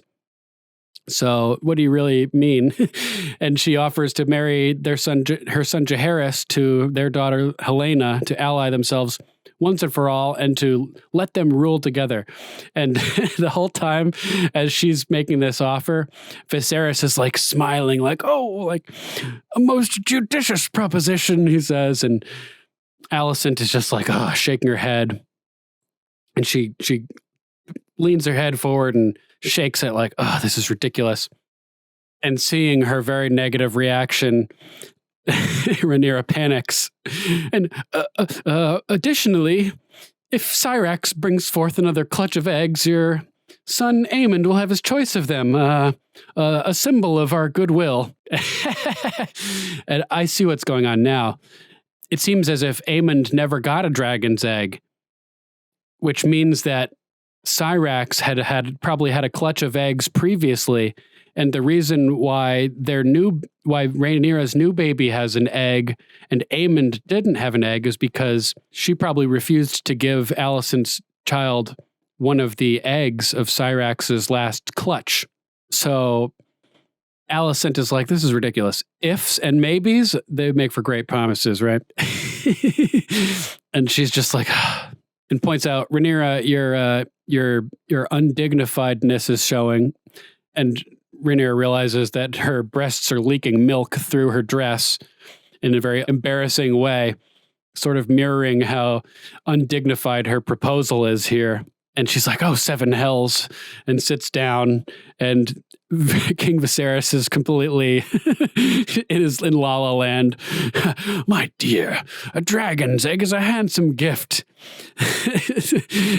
And Alicent is not having it. And so Alicent kind of diplomatically blows it off by saying, the king and I thank you for your offer, and we will consider it duly. You must rest now, husband. And Viserys kind of like looks back and forth between the two of them, kind of disappointed that she didn't just immediately accept the offer. And because he's sick of their bickering, he likes seeing this olive branch. And she sort of tells the king it's bedtime, similar to Tywin telling Joffrey, sending him to bed without his dinner. You must rest now, husband. And he's like, and sort of looks like he might resist for a second, but then he's just like, yes, and gives in and gets up to leave. And it's crazy to me that Rhaenyra thought that there was ever a chance that Alicent would accept this offer. Alicent this whole time has been angry that Rhaenyra has been abusing her station and neglecting her responsibilities, and she's had all these opportunities and she's squandering them by making bad decisions, going to the whorehouse with Daemon, cheating with Sir Criston Cole and sullying herself when they're seeking a suitor for marriage for her, which could just ruin the situation. Rhaenyra is making terrible decisions driven by selfish desires and lust and forgetting about her responsibilities entirely, whereas Alicent has always played by the rules. She's done what she had to do for her family, courting King Viserys, having sex with a literally rotting dude, doing all of these things that she's had to do, duty over love, whereas Rhaenyra is just reneging her duty for love, and it makes Alicent sick. And so the idea that she would accept an offer to marry her true-born daughter to a bastard is just absurd and flies in the face of everything she stands for. And since she's been trying to get Rhaenyra on the straight and narrow this whole time, it would be sort of legitimizing all of Rhaenyra's bad decisions and embracing them, sullying her own legacy by knowingly giving her true-born daughter to a bastard so she wouldn't even be marrying a true-born Valerion. There's just no chance that this offer ever would have been accepted by Alicent, who's all about the truth and honesty and decency, as she says. And Rhaenyra has forsaken all of that for lust and desire. And she's putting the kingdom on a knife's edge here by offering up bastards to the throne. Something like that could rip the whole kingdom apart, as Viserys himself alluded to earlier on when he said that the consequences of this type of accusation that you're making would be most dire. Rhaenyra had the whole world at her fingertips, and she's just blown up the whole situation by going around and sleeping around and making a big mess of everything. You have, like I said before, like, if you want to be the heir, you have one job, which is, aside from ruling the kingdom, which is to propagate the dynasty with a trueborn. And she couldn't even just wait to get that done. It's highly frustrating, and it's driving Alicent mad, and asking Alicent to marry her daughter Helena, even though she's a weirdo, as Alicent seems to put it, to a bastard is just, it's not happening. Alicent is not going to lower herself to Rhaenyra's level. And it was it was an olive branch with a rotting olive, it was never even a legitimate olive branch. It was a bad, rotten olive branch, and it was a desperate Hail Mary because Rhaenyra knows she screwed up. She knows she's busted. And look at her standing there, stuttering over the words, begging, like, we used to be friends. Like, just forget about my indiscretions. Forget that I'm going to seat a bastard on the throne in my stead when I'm gone. Like, and Alicent's just like, no, that's ridiculous. It's not happening ever. And so she's going to deny it. And Rhaenyra is going to have to... I know a lot of people out there are Team Rhaenyra, but Rhaenyra made her own bed. All of this could have been easily avoided if she had just played by the rules, or at least been sneaky enough not to get caught. Then Alicent wouldn't even have this problem with her. But her infidelity, her deception, her treacherousness has just driven this situation to a boiling point. And the final straw is her trying to thrust a bastard upon the true-born daughter of Alicent. And Alicent is just like, no way in 7 hells. Like, that is not happening. Not happening. And you can see it in Rhaenyra's eyes as Alicent goes to leave with the king. She's sitting there and her eyes are flicking back and forth, and she knows that she screwed up, and she knows that the walls are closing in and that her chickens are coming home to roost. To our modern perspectives, the idea of a bastard isn't really a big deal at all. But we have to remember that in Westeros, in this time period, the idea of being a bastard carries a great stigma with it. And they say that bastards have evil blood. So the idea that the queen, the prim and proper queen, would knowingly marry a true-born daughter and potential heir to the throne to a bastard is like, no. Rhaenyra is way over her head here. And Alicent puts it really eloquently here when she says, how sweetly the fox speaks when it's cornered by the hounds, which is true. Rhaenyra doesn't give a shit about Alicent, wouldn't give her kid a dragon's egg, etc. And Viserys is sticking up for her. She's sincere. And Alicent's like, she's desperate, which is true. That she just reeks of desperation, more than she reeked of dragons in that episode a few episodes back. And she says she feels the earth washing away beneath her feet. And now she expects us to ignore her transgressions and for me to marry my only daughter to one of her. She cuts herself short from saying bastards because there's lots of people around, but she says plain-featured sons. And Jaehaerys is just so fixated on peace that he's willing to forego truth and his legacy just for peace, and willing to let the kingdom fall into the hands of a non-true-born Targaryen or Valerian, a strong bastard, just in the hopes that peace will remain. But you can't go along with that.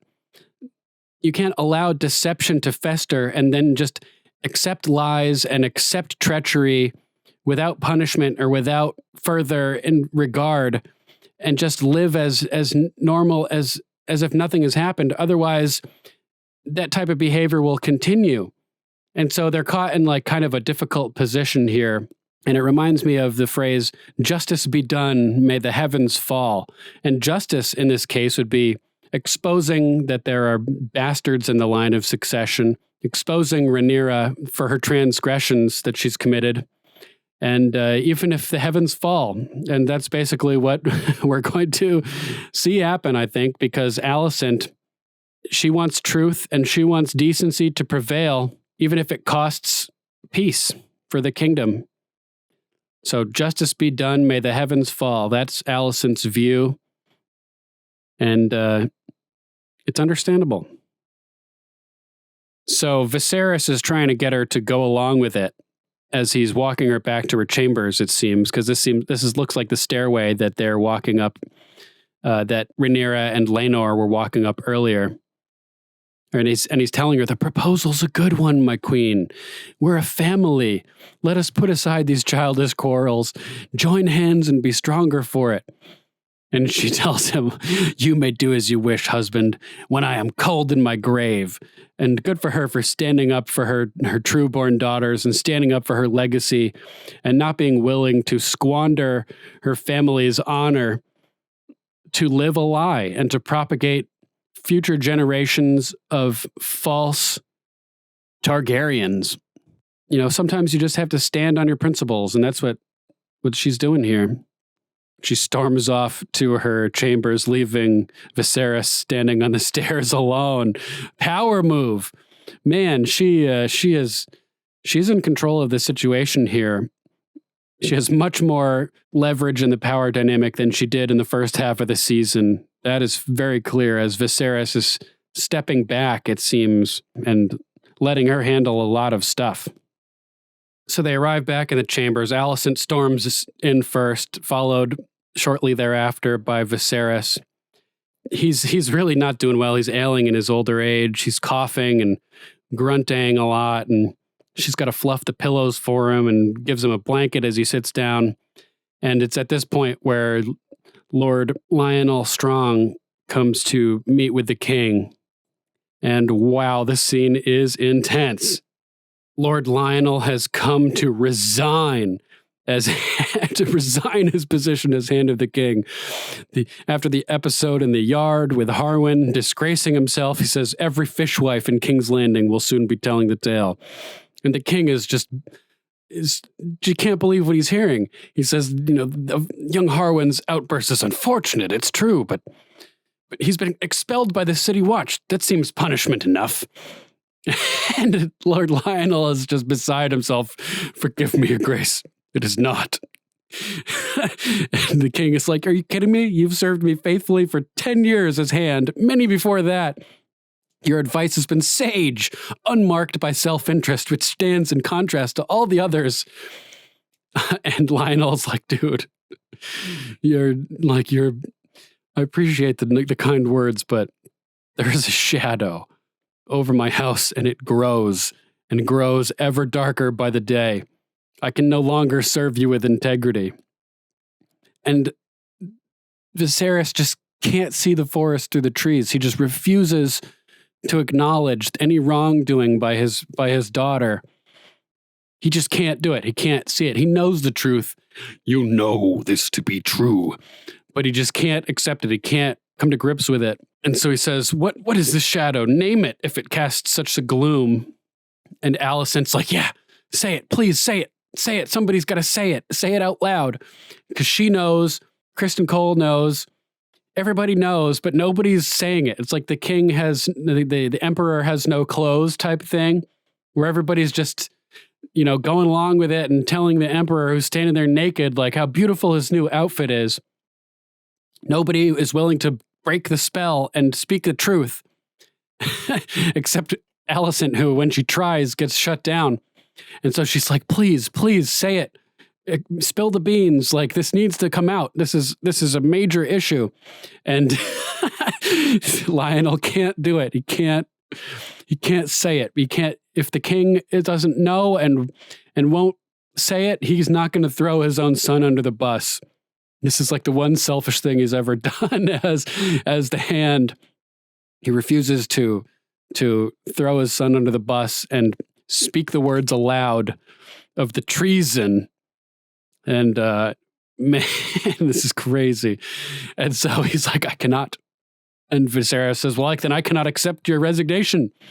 And Alicent tries to butt in, and he's like, I said no, and shuts her down forcefully. And Lionel is just like, fine, if you insist, I'll keep doing it. But like, I can't, like you said, he can't serve him with integrity anymore. His position is compromised. He has a conflict of interest because those are his grandchildren, so he's in so far over his head and he can't get out. And so he's asking instead if he can at least then take Harwin and escort him out of King's Landing, get him the hell out of there and back to Harrenhal. He's his heir and will be lord over Harren's castle one day. So it's time he assumed his duties since he's been expelled from the city watch. And so Viserys grants him leave to do it.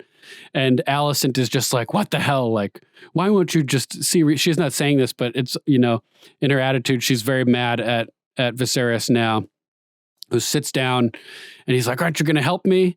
And whereas she had been helping him beforehand, now she's just like disgusted with his inability or unwillingness to accept reality, and his desperate clinging to his fantasy version of the truth, where the silver stallion breeds chestnut brown foals.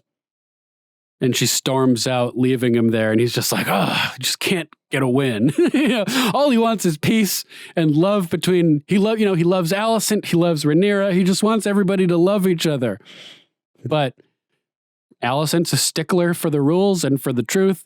And Rhaenyra is treacherous and treasonous and deceptive. And, it's just, nobody's willing to give an inch. Rhaenyra was willing to give an inch because she's in the wrong. And so she was willing to plead and beg for Alicent's forgiveness, but to no avail. And the king is just left there wishing that he could have done something better to make peace for his family, who he loves and wants them all to be happy. And Alicent is just growing more and more frustrated by this whole situation. She had said earlier to Kristen Cole, like, I feel like I'm the only one who sees the truth here and is willing to admit it and talk about it. It reminded me of Mugatu from Zoolander. Shut up! Enough already, Ballstein! Blue Steel? Ferrari? Latigra? They're the same face! Doesn't anyone notice this? I feel like I'm taking crazy pills! I feel like I'm on crazy pills here. Because Derek Zoolander is doing all these poses that he claims are different facial expressions. Blue Steel, Ferrari, and they're all the same face. And Mugatu's the only one.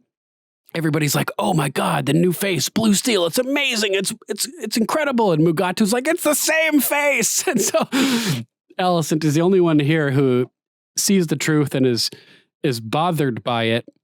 And is willing to stand up for truth, basically. And so she arrives back at, is this her chambers maybe now? But there's a guest waiting for her who has already started eating his meal. And it's Larys Strong, the clubfoot. Oh, man. And this guy is creepy. And it's in this scene where Alicent unwittingly sets into motion a chain of events that, once the bell is rung, it cannot be unrung. So now we learn that Larys has in fact been serving effectively as her spy master, keeping her informed of goings-on about the castle and King's Landing. But tonight, she knows what's going on and he doesn't. So he asks about the meeting that she just left, and she informs him that his father attempted to resign his hand. So she says that he did fall short of divulging Harwin's transgressions to Viserys, although Harwin basically admitted the truth of it himself with his outburst in the yard. And Larys has a great line here. Truth has many flavors, Your Grace. Do you expect the king to doom his daughter to exile or even death? He doesn't say it, but that's the punishment we heard of earlier for this crime. And but I like that line, truth has many flavors. And that's kind of a theme of this show, as the showrunners have tried to make all of the characters sort of gray, so that some people will side with some characters and other people will side with certain characters. Everything is sort of a matter of perspective in this show, which harkens back to the conversation between Sir Davos Seaworth and Melisandre, the Red Woman, as they're talking about good and evil and right and wrong and black and white. And they're talking about an onion, and she poses the question, if an onion has a spot of rot, do you cut it out and eat the rest of the onion, which is still good, or is it a rotten onion? And, depending on who you are, you might cut out the rot and eat the rest that's still good, or you might throw the whole onion away. And certain people can neither be judged as good nor bad, neither black nor white, just various shades of gray. And that's a theme all throughout the books of A Song of Ice and Fire and George R.R. Martin's books, and as well throughout the TV shows. And they're going for that, especially with this series, as they've mentioned, by making characters' motives understandable from a variety of different perspectives, going for that gray feel to probably to try to pit us all against each other as we argue about the details of who's right and who's wrong in these circumstances. Because the situation, the dance of the dragons, depending on how you view the world and how you view reality, you may fall on the side of the greens, you may fall on the side of the blacks. Just as the kingdom split in the story, the viewers will be split with how they're interpreting the motivations and actions of the characters. And so it's all different shades of gray, and it'll be interesting to see where people land as the chips fall. So they're suddenly interrupted during their meal at this point by a handmaiden, Talia, who walks in, and Larys immediately shuts his mouth, showing us that he knows when and when not to speak. And the queen sends her out, "Talia, not now," and the handmaiden quickly vacates as they continue their conversation. And I'm wondering, is this handmaiden sort of spying on the queen? She seems to be lurking around in various places. I don't know if this is the same one or not, who was lurking in the hallway a couple scenes before this, or maybe just a minute or so before this. Allison kind of did a double take, noticing a handmaid lurking. I wonder if this handmaiden is kind of spying on her. So Talia exits, and Larys starts speaking again, saying it's a willful blindness, the king, and that she'd surely suffer the same affliction if it came to it. And she immediately says, "I would not." But we already know that's not true, because earlier she wouldn't even consider the idea that Aegon had instigated the incident with the pink dread, pretending to give Aemond a dragon. So we've already seen, is afflicted by this same problem of willful blindness towards the sins of her own children, just as Viserys is. So it's at this point that Larys learns that his father has retained the position of Hand of the King, that his resignation was refused. And he's like, well, my father is compromised. He can't give unbiased guidance to the king, considering that his grandchildren are the bastards of the princess. And so Alicent is, saying, it's now that I most rue the absence of my own father. And she's lamenting, wishing that Sir Otto was still around to give her guidance and to side with her. It's interesting, too, because Larys is like, well, Otto wouldn't be able to give unbiased advice either. And she's like, but he'd be biased towards me, which is all she wants, because she's like the only person who's standing up for truth here and honesty. And even though it would be a biased person, which is not good necessarily, she just wants an ally so badly that she, I guess, would be willing to overlook his biases. And the scene ominously draws to a close with Alicent lamenting, "In all of King's Landing, is there no one to take my side?" And Larys leans in on his hands, and you can see the gears turning in his mind, the rats running on their little hamster wheels in his mind as he begins plotting. Oh man, this is crazy. So next it cuts to the black cells beneath the Red Keep, where the prisoners are being held, dirty and grubby in their cells, and footsteps approach, and a cane plants itself before the cell. And there's a logo of an insect on the handle of the cane, the firefly. And it's Larys. And as it turns out, oh man, Larys is here to build an army of silent warriors who will be comprised of murderers, deviants, thieves being held in the black cells. And when they ask what he wants from them, he offers them a position of service if they're willing to give something in exchange. He says he's prepared to offer them mercy if they're prepared to pay a little price. And it turns out that has their tongues sliced out of their mouths in exchange for their lives and serving him as their master. And oh man, this is crazy. It reminded me of the book version of Euron Greyjoy, I believe, who is sailing around like a wild man doing crazy stuff. And he has a ship named Silence. And if I remember correctly, he cuts the tongues out of all of his, all of the people that work for him on the ship, of all of his crew. Sort of similarly to Larys here, having the tongues cut out of his servants who'll be doing his nefarious deeds. Dirty deeds done dirt cheap. Oh, and now we're moving on to another rough scene. Just as the first half of this season started with a traumatic birth scene towards the end of the episode, so too does the second half of this season begin with a traumatic birthing scene towards the end of the episode, which results very similarly with a dead mother and child in a failed birth. This time we are in Pentos as Laena Velaryon, the wife of Daemon Targaryen, is screaming and growling and pushing with all her might, trying to give birth to their third child. And you can tell the doctor is starting to panic, saying, "It needs to come now. You have to push now, my lady." And she's trying her best, screaming and pushing as hard as she can and collapsing onto the bed and crying as she's unable to push the child from her body.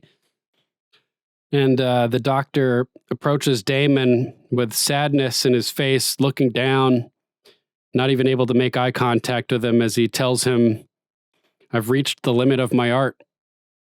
The child will not come." And he, similarly to in the scene with the death of Queen Emma, he says that there is another possible method where they could slice the child from the womb. But when Daemon asks if the mother will survive, he says no. He laments, distraught over the situation in his own way. "Ah, my brave girl," as he realizes the difficult decision ahead of him here. And in this circumstance, Daemon does the opposite of his brother and tells him not to go through with it, not to kill Laena in a C-section. So that was good to see, as opposed to Viserys, blinded by the visions of the prophecy, willing to sacrifice his wife on the hopes of a male heir. Daemon is less cruel in this circumstance and opts to not perform the C-section, hoping that they'll be able to get the child out and save Laena in the process. But Laena, even in her state of despair and pain, seems to hear the conversation that's occurring between the doctor and Daemon, as the doctor is telling him that they can't get the baby out and that the only way to potentially save the baby is to open the womb by way of the blade. And she hears it and pushes herself to her feet and just exits and runs out towards the beach where Vhagar is sitting. And in one of the most ruthlessly emotionally heartbreaking scenes of either of the shows, Game of Thrones or House of the Dragon, she throws herself to Vhagar's feet and pleads with the dragon to end her suffering, begging it, "Dracarys!" And Vhagar, the sorrowful giant who lost Meraxes, his sibling, and Balerion, his other sibling in the past already, understands the situation, but even so is reluctant to do it. It seems like he developed this bond with Laena after giving up hope previously, finding renewed joy in life with his new master and this new connection. And it seems like Vhagar is hesitant to set her alight because it will be at great cost to Vhagar's own emotional well-being. But Laena pleads with the dragon, Dracarys! Dracarys! Shrieking that she needs this intervention. And eventually the massive beast relents and opens its mouth, and we can see the fire burning within its gullet. Another one of these amazing effects. We saw it with Drogon and with Viserion, the dead Viserion. Previously, we saw it with Dreamfire, or whichever dragon it was that was in the dragon pit underground earlier, when they open their mouth and you can see the fireball starting to form somewhere deep in their throat. And with sadness in its eyes, it roasts her and ends her misery and takes both Lena and her child with dragonfire into the afterlife. And, it seems that this was all just too much for Lena. Daemon didn't give her what she wanted, to go home to Driftmark to give birth to her child. She's still stuck here in Pentos with no control over her position, over their location, over anything. And it seems like the one thing that she has control of over now is her death and the way that she's going to go out. And as Viserys said, it's a wonder. It's a wonder that the dragons even obey the humans at all, considering how much stronger and more powerful they are than the humans. But as badly as Vhagar didn't want to do this, it seems to understand the pain and the dire situation that Lena is in from her voice. And it follows through and breathes out the fire and just engulfs Lena right as Daemon arrives on the beach to see it happen. And this is 2 episodes in a row, I'm realizing, that Daemon has watched a wife perish. And yes, he killed the first one, but he also watched himself kill her. Unless he closed his eyes as he was bashing her with the rock. But damn, this is just an excruciating scene.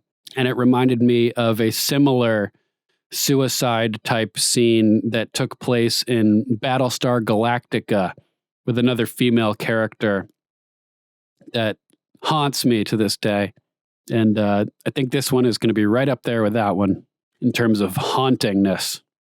So just as Lena had wished for, she got her dragon rider's death. Death by dragonfire, like a true warrior. It's interesting that, as long as we've seen this character, Lena, she's been obsessed with the dragons.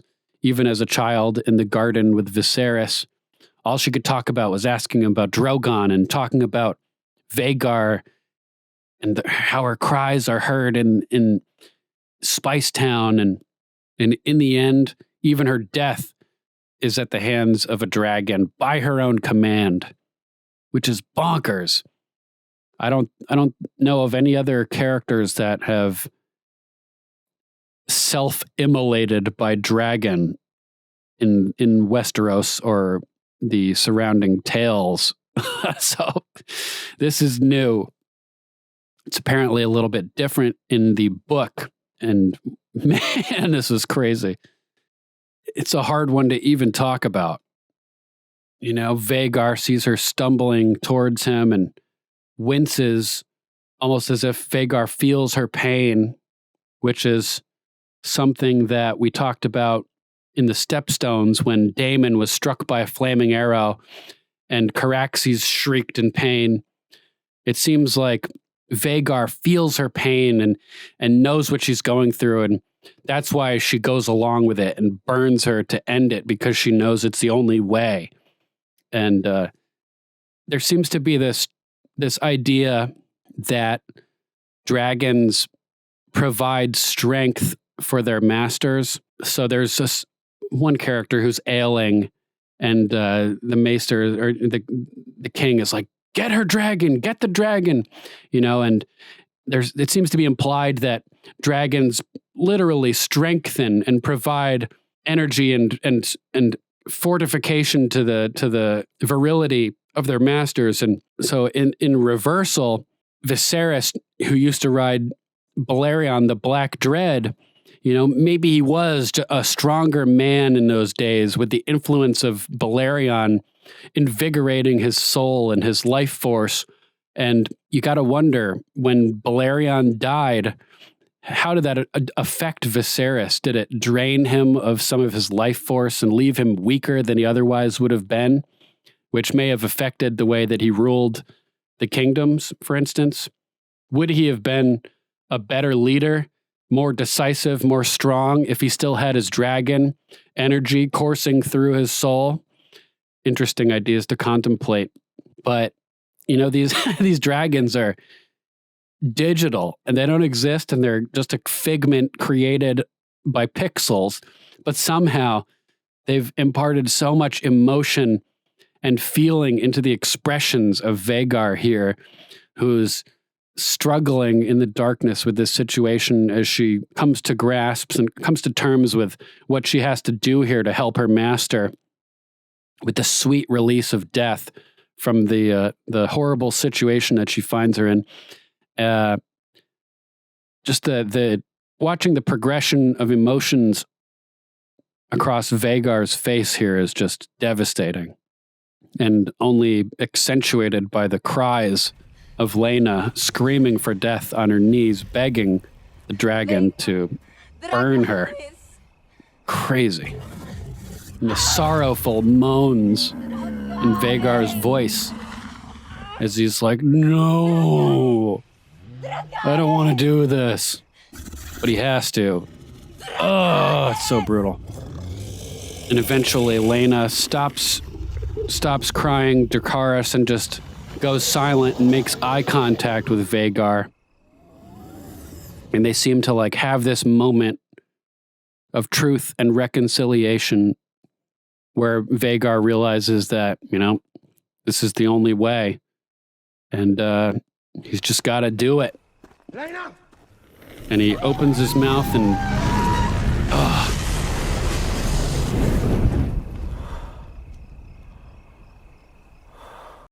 And as she's engulfed in flames and Daemon watches in horror, she is effectively vaporized by the flames from Vhagar's mouth. She's kneeling and the flames wash over her, and her form, which is initially visible, you can see the silhouette as the flames approach. Her form just completely disappears, and it looks like she is just completely vaporized by the dragon. Oh, man. Wow. So the next scene, we find ourselves back in King's Landing as Harwin is saying his last goodbyes to his children. And Jace seems to be realizing that this is a little unusual for the commander of the king of the Gold Cloaks to be having such an intimate goodbye with them and to be speaking so on such personal terms with him. And it seems to be during this scene that Jace is realizing that this is actually his father. And Rhaenyra seems too sad to speak as Harwin is saying goodbye to his children. He leans over the newborn babe and says that he will be a stranger the next time we meet, which is interesting because the stranger in the Faith of the Seven is the god of death. and we know what's about to happen with Sir Harwin. So he's not wrong about this. But Rhaenyra is too upset to even speak and stands in dumbfounded silence as Sir Harwin bids her and his children goodbye, picks up his sword and leaves the room. And Jace runs out into the hallway after his father, who he doesn't know for sure is his father, but he's watching him leave. And Rhaenyra follows out behind him and is like, we will exchange letters by Raven. Won't that be fun? And he just straight up asks her, is Sir Harwin Strong my father? And she can't answer him. Oh my God, it's so cruel to leave your child wondering. And it's sort of similar to, you know, it kind of reminds me of Ned Stark, who's like, I'll tell you about your mother the next time we meet. I promise. Just like Sir Harwin Strong says. He says to Jace, I will return. I promise. Just like Ned Stark promised Jon Snow. And he never returned either. What a bummer. So he's left there with his father leaving, asking if he's his real father, asking if he's a bastard. And Rhaenyra tells him, you're a Targaryen. That's all that matters. So she doesn't deny it. She doesn't confirm it. And she lies to him. She says he's a Targaryen, but he's not. He's like, you may think he is, the world may think he is, but he's not. He's not a Targaryen.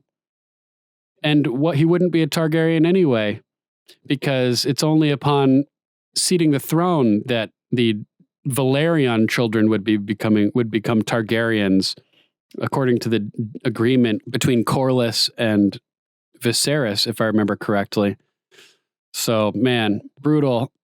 Kid will be wondering for the rest of his life, potentially. Well, maybe not so much if the truth ends up coming out, which seems inevitable at this point. And Rhaenyra knows that the walls are closing in. Even her kids are starting to figure out the truth. And all she's done is tried to protect them and insulate them from the reality of the situation. But it's not working, and she knows it's not working, as even the children are asking now if they're bastards. And she's like, shit, we got to get out of here. Which brings us to the next scene, as she comes outside to find her husband, Sir Laenor, sword fighting with his bromigo and the other half of his bromance, Carl. And ooh boy, things are about to get serious. As Rhaenyra comes out and she's like, we're finished here. We're leaving. And Laenor asks, well, what have you offered? Jace and Helena, the marriage proposal. And she's like, nope, I've been undermined. I made a spectacle. She got suckered into making this ridiculous offer that never had a chance of succeeding. And just the fact that she lowered herself to making that offer and then begged by adding in the potential of dragon eggs, it was a total spectacle. Like she says, everybody knows that Harwin is the father now. Otherwise, Rhaenyra would never have panicked and made that offer. And so correctly, she's like, they're whispering about me in the corridors. We got to leave. We should have left years ago. And Laenor brings up that she's always said that they didn't leave because the second they left, Alicent would pour her honey in her father's ear, which is probably true. I mean, if she hadn't been rearing bastards, then maybe Alicent wouldn't have cared as much. But Alicent's fearing for her children's life, thanks to being scared shitless by her father, Otto, before he left King's Landing. And so Rhaenyra takes Laenor's words and repeats them back to him, saying, the wise sailor flees the storm as it gathers. And as she starts to walk away, she turns back to him and tells him, Laenor, bring him, meaning his lover, Carl, who's standing just nearby. And she says, we'll need every sword we can muster. And she knows that war is inevitable at this point. She made a big mess of the whole situation, and she knows that it's all coming back to blow up in her face at this point. And they're going to need every sword, every dragon, every element of strength that they can. They're going to go to Dragonstone. They're going to fortify it, and they're going to try to hold down the fort and hold their own to withstand whatever onslaught may be coming their way, because word is basically out at this point. And the fishwives are going to be talking, as Lionel Strong said. The whispers in the corridors, as Rhaenyra said, will only grow louder. And everybody is going to know the truth within days from this point. And it's only going to be made more intense by what happens in the next scene. Ominous strings play as the strong procession arrives at Harrenhal, with a couple of creepy, tongueless guys watching from the distance. And the ruins of Harrenhal are crazy looking as we see the procession of horses and carriages riding towards the former home of Harrenhor. So we get a shot starting from one of the tongueless guys' faces and panning down and down and down until we see the pin that's pinned to his chest on the fabric of his cloak, which is the Firefly, the self-appointed sigil of Laris Strong. Oh, man. Shit is about to get fiery. And, oh, man, Lionel Strong wakes up in the middle of the night coughing and arises as he hears the screams of his son Harwin from the next room over, and smoke is billowing in through his door. And Harwin's trapped in a burning room yelling, "I will burn, help!" And as hard as Lionel tries, he can't bust his way through the door. They've each been locked into their chambers, it seems, by the Firefly crew, who slink off into the shadows and disappear. And unable to escape, Harwin shrieks in horror as flaming debris and timbers fall on him from above as the floor above collapses and crushes him to death, with Lord Lionel soon to follow. And it's as Rhaenyra and her family arrive at Dragonstone that we begin to hear possibly the creepiest monologue in all of Game of Thrones or House of the Dragon, with Laris Strong talking about children amidst a montage of horror as Viserys copes with the loss of Rhaenyra leaving. I don't know if he looks down at a ring on his hand and kind of tears up and shudders as he begins to cry and kisses the ring on his finger. I don't know if he's lamenting if it was Emma's ring or if it's a ring of Rhaenyra's or what, but it seems that Rhaenyra leaving, maybe it was Emma's ring, and Rhaenyra leaving has triggered a remembrance of the loss of his wife, Emma, and his blonde companion, his Targaryen blonde companion, leaving his side, whether it's his wife or his daughter. And he seems distraught as he notices a rat perched up on the hearth, crawling around and listening. And very ominous imagery.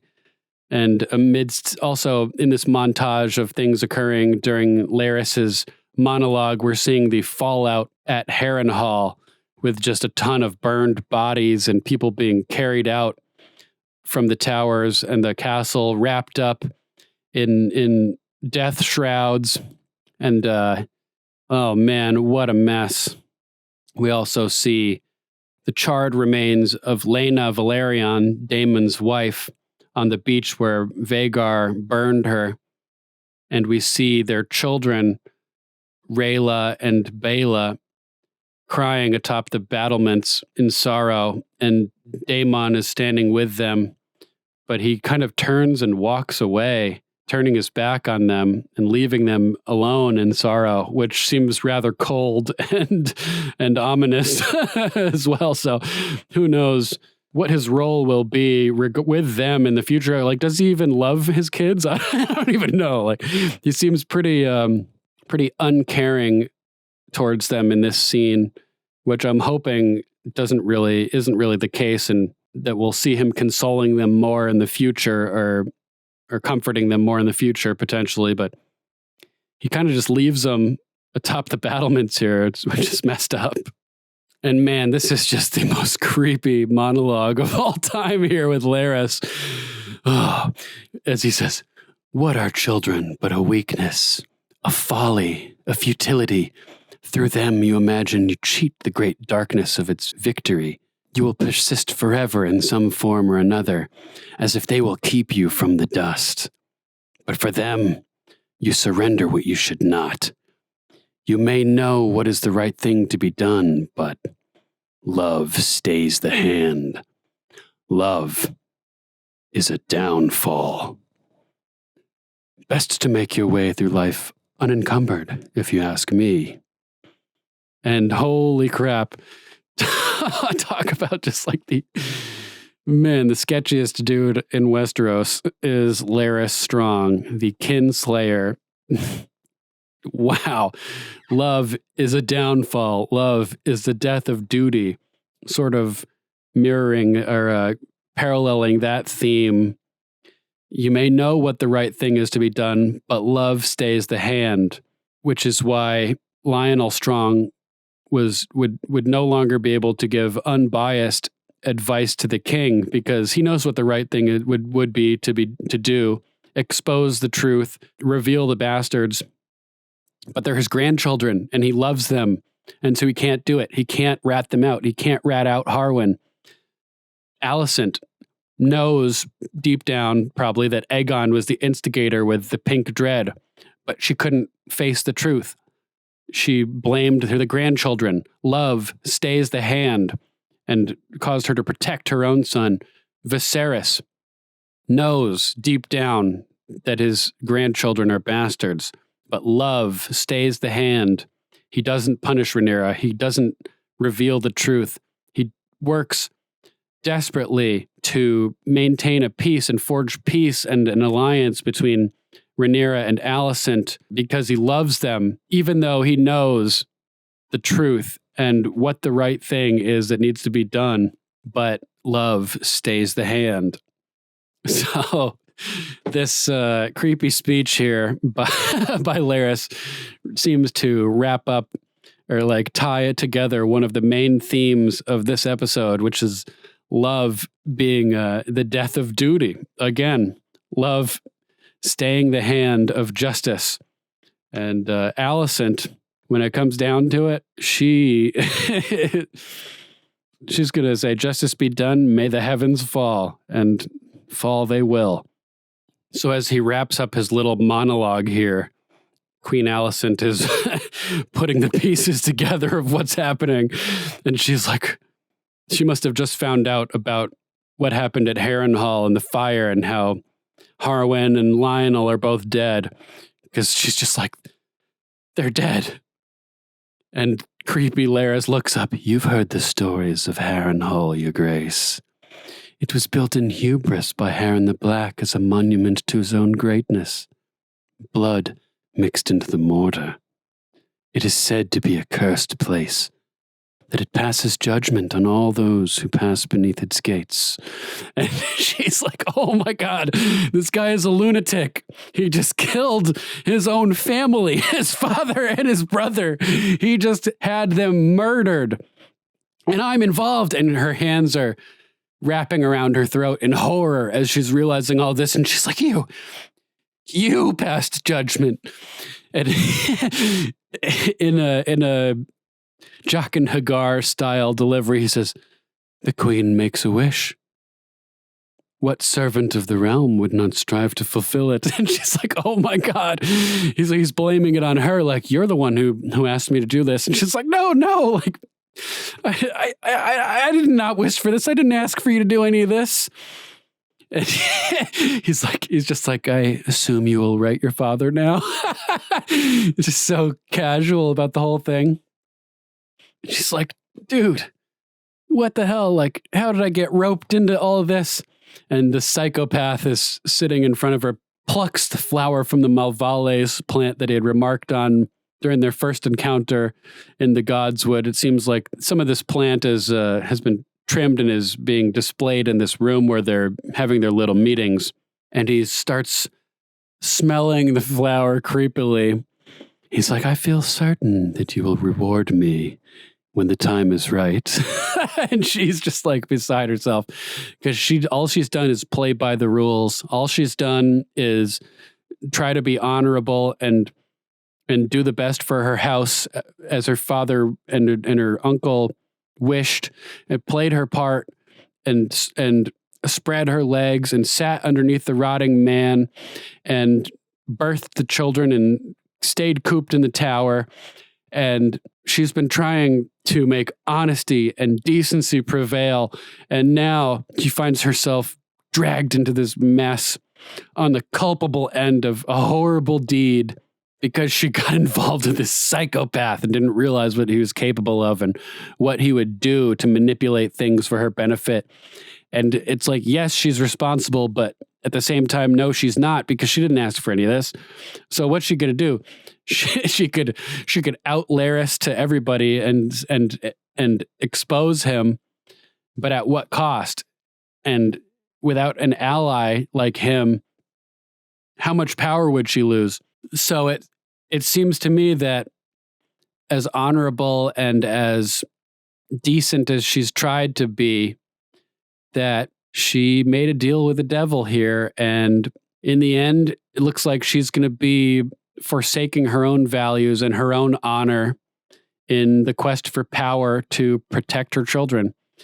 And even though she didn't want to lower herself to Rhaenyra's level by accepting a bastard to marry her trueborn daughter, she's now sunk to a low level herself by being involved with this murderous plot to eliminate the hand of the king and the father of the princess's bastards.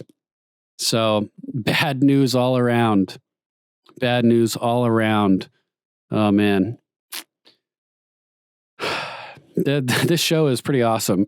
We'll say that. What a mess. How many times have I said that through this episode? The whole situation is just such a mess. Oh, man. I want to know, how do you guys like this series so far in comparison to Game of Thrones? We got more dragons right off the bat. Scheming is just as intense and just as crazy. I don't know. It's a toss-up between the two for me at this point. This show's been really good so far. But yeah, if I had to pick a top 5, it would be the concept of love, overpowering duty, and blinding you to the truth. It would be the fiery death by dragon scene with Laena, which was horrible, but also beautiful in its own type of horrifying way. You know, the understanding between man and beast, the sympathy of the dragon, like a loyal dog who will do anything for its master, realizing that the only thing that it can do to help its master is kill its master, and following through with it.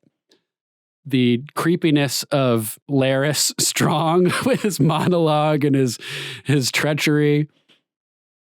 The divide and the battle between Alicent and Rhaenyra and just the chaos surrounding it, and the dragons flying over Pentos for just a moment of joy and exhilaration and beauty and just entrancing fun and and aesthetics and a brief respite from the horror and chaos that make up the rest of the episode.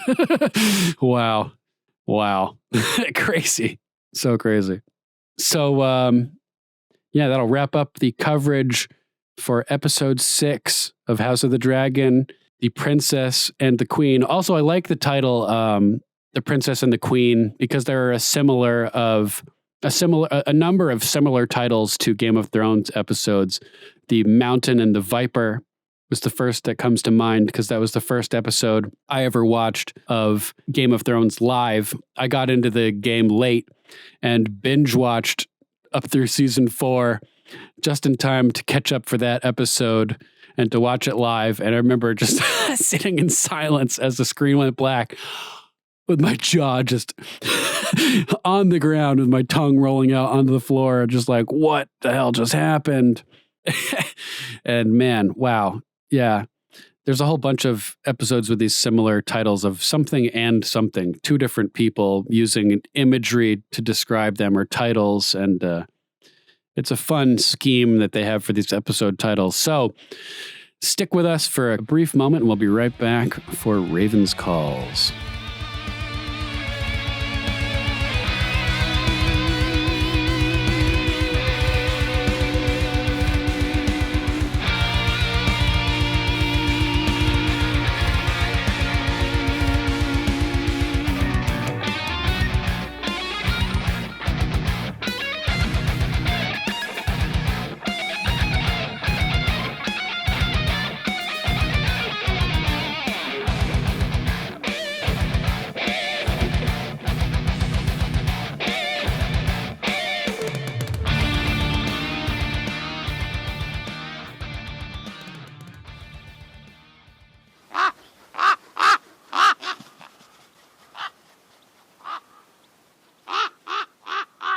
Sir Matthew of House Repp says, "The cursed keep of Harrenhal claims the lives of yet more of its lords."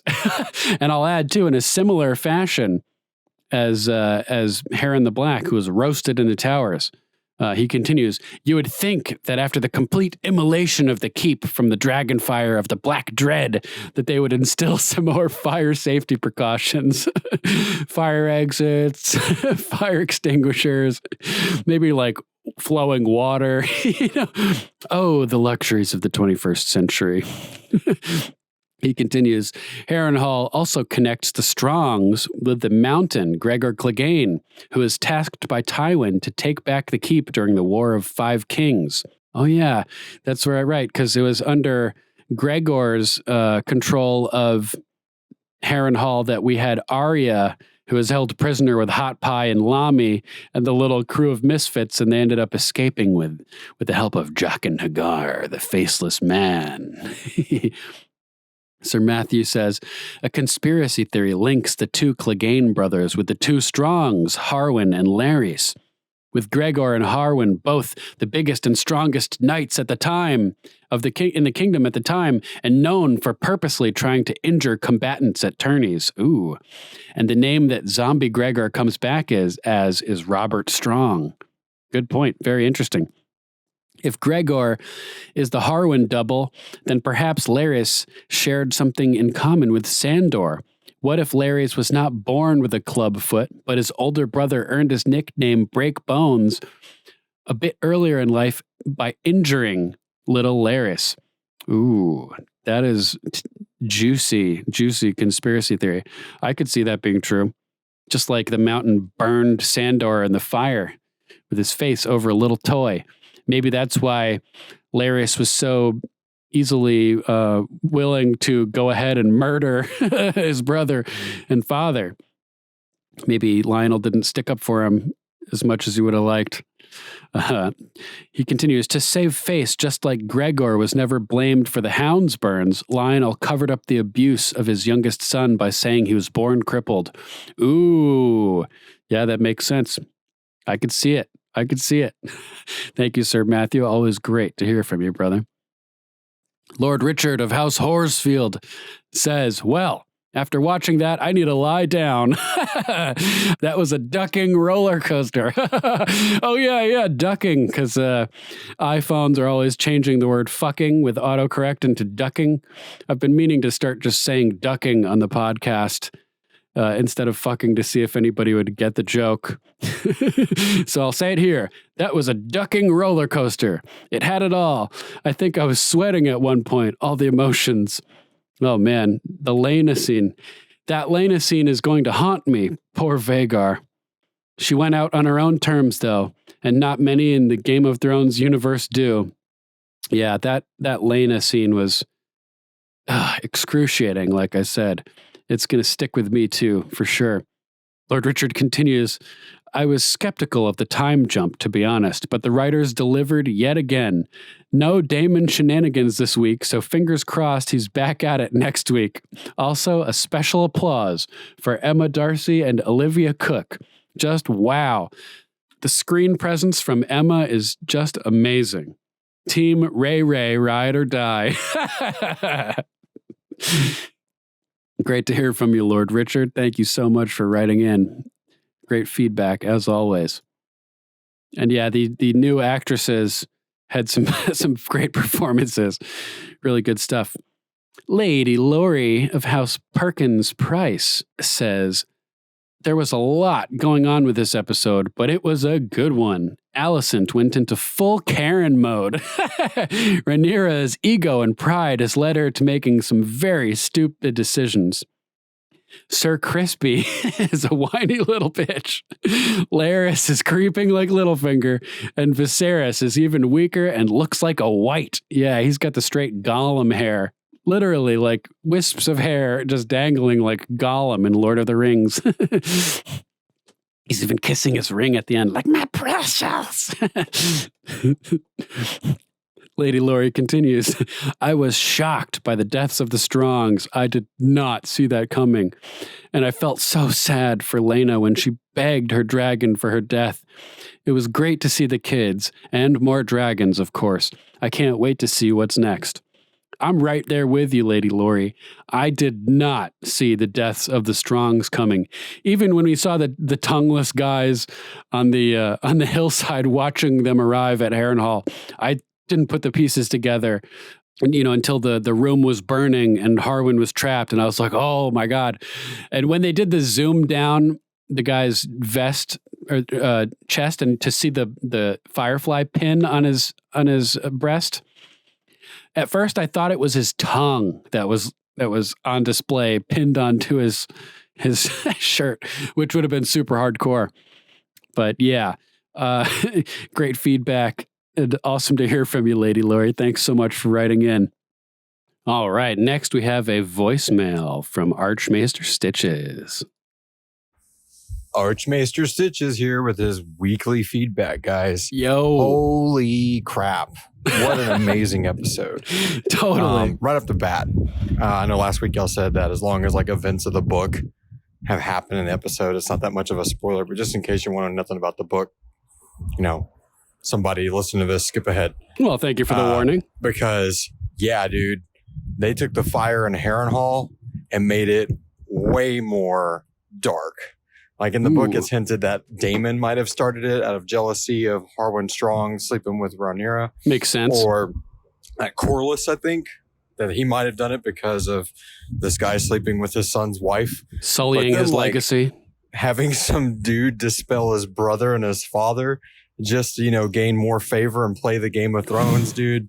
That took the textbook that this stuff is based off of and just elevated it to a way that only a cinematic universe can. I'm so pleased. That was crazy. With this. Glad you're liking this it, bro. This guy makes Littlefinger look like a punk. I'm happy with it. And what's up with the little beetle sigil thing on his cane that he had? Like, I feel like that is kind of dumb. Like, I'm going to send these guys to do this stuff. It's kind of self-incriminating if they get caught. But oh, man. I guess it's funny. That's hilarious. Yeah, man. I loved it. I love the time jump. I love the casting for all the kids. I think it's so cool seeing like all these little kids that are in the book. They all really did do a great job. Great performances. Yeah. I mean, I got so much to say, but obviously I want to do like a 10-minute freaking phone call. But you guys are doing such a good job week to week, diving deep into it. I love these 2 and 3 hour episodes y'all got. It just feels like someone gets it, Well, I'm glad you're enjoying it. Great job. I have to say the dragon action, the little kid crawling in the pit. What dragon was that? Cool. You might have already gone over this, but yeah, it could have been a few. Obviously it's not Vagar. Could have been Dreamfire. I was curious, like, who's the dragon that like scares Aemon? Maybe Vermithor, Sunfire. Because again, I know who Aemon eventually flies. Ooh, I don't. Yeah. Anyway, no spoilers. But spoilery territory. So I just don't know who that dragon is because the lighting and all that kind of stuff. I was kind of curious. Maybe that's just one of the ones popping out eggs. But yeah, speaking of Vagar, dude, what the age on that guy and and so deviating beastly. from the book. So much going on, going crazy, deviating from the book with the way Lena, Daemon's wife, goes out. So like a boss. I think she like collapses on some steps in the book. Oh, and this they're like, she's like, fuck no, burn me. I'm a dragon rider. Classic, man. This beautiful. show, if it keeps going, people are gonna be like, game of what? I mean, it's just amazing. Amazing. Game of who? Anyway, all right. I'll talk to you guys next week. Bye. All right.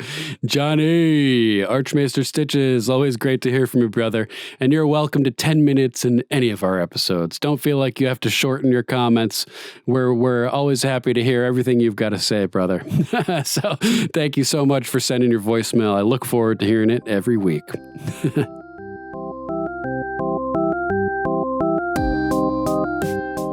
All right, that's our show, episode 126. Thanks for listening, everybody. A huge thank you to John Bailey, the epic voice guy from the Emmy-nominated Honest Trailers, for announcing our show. And many thanks to our epic patrons on Patreon: Sirenicide, Lord John of House Grilz, Sir Matthew of House Repp, Lord Jeremiah of House Becker, and the last High Gardener of High Garden, Sir KoriEugene of House Kuhn. And a special thanks to Tarot Spirit for your donation as well. On another note, if you like my take on things, you might be excited to learn that I'm working on a project of my own. It's a series in a novel screenplay hybrid format that I'm already over 1,100 pages into writing. Just imagine the Da Vinci Code, Indiana Jones, Tomb Raider, Stargate, Journey to the Center of the Earth, National Treasure, Project Blue Book, War of the Worlds, Splinter Cell, and Independence Day, all combined into one post-World War II era epic. The Core Saga. More details coming soon. If you'd like to donate or subscribe to support us, you can go to paypal.me/GOM podcast or patreon.com/GOM podcasts to donate an amount of your choosing. There are links to both at gameofmicrophones.com. Doing some online shopping? Then go on over to gameofmicrophones.com, scroll down to the bottom, and click on our link to Amazon. As an Amazon associate, we earn from qualifying purchases. Any contribution you make helps, and you can help secure the continued existence of Game of Microphones. And make sure to check out Sirenicide and Hearing the Haunted at sirenicide.com and hearingthehaunted.com and everywhere you get your podcasts to hear an epic horror drama series featuring me and Archmaester Stitches and friends. Next episode, we'll be covering House of the Dragon Season 1, Episode 7, Driftmark. And we'll be recording on Monday afternoons for the rest of the season, so make sure to send us your episode feedback as quickly as possible following the show's airtime so we can include your thoughts on Game of Microphones. If you'd like to call in, you can call us at 813-JOFFREY. That's 813-563-3739. If you'd like to write in, you can email us at ravens@gameofmicrophones.com. Make sure to join us on our Facebook page at facebook.com/GOM podcast. Each week we'll be posting a feedback thread where you can leave your thoughts and comments on new episodes for us to read on air. Imp slap. Ow! Oh! Slapping myself over here. You can also watch Game of Microphones on YouTube, BitChute, Rumble, and Odyssey. Audio podcasts are great, but video is better. And there's always fun stuff going on in our video podcasts. So join us. We're currently trying to build our minuscule subscriber count, so go to youtube.com/gameofmicrophones and subscribe right now. Likes, comments, and shares are appreciated. We're also on Twitter, Instagram, Gab, and Minds at GOM Podcast, and we're on Tumblr too at Game of Microphones. All right, that's our show. Thanks for listening.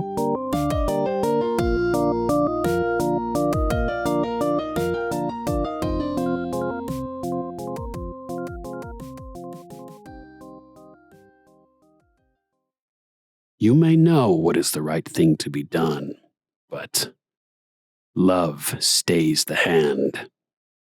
Love is a downfall. Best to make your way through life unencumbered, if you ask me.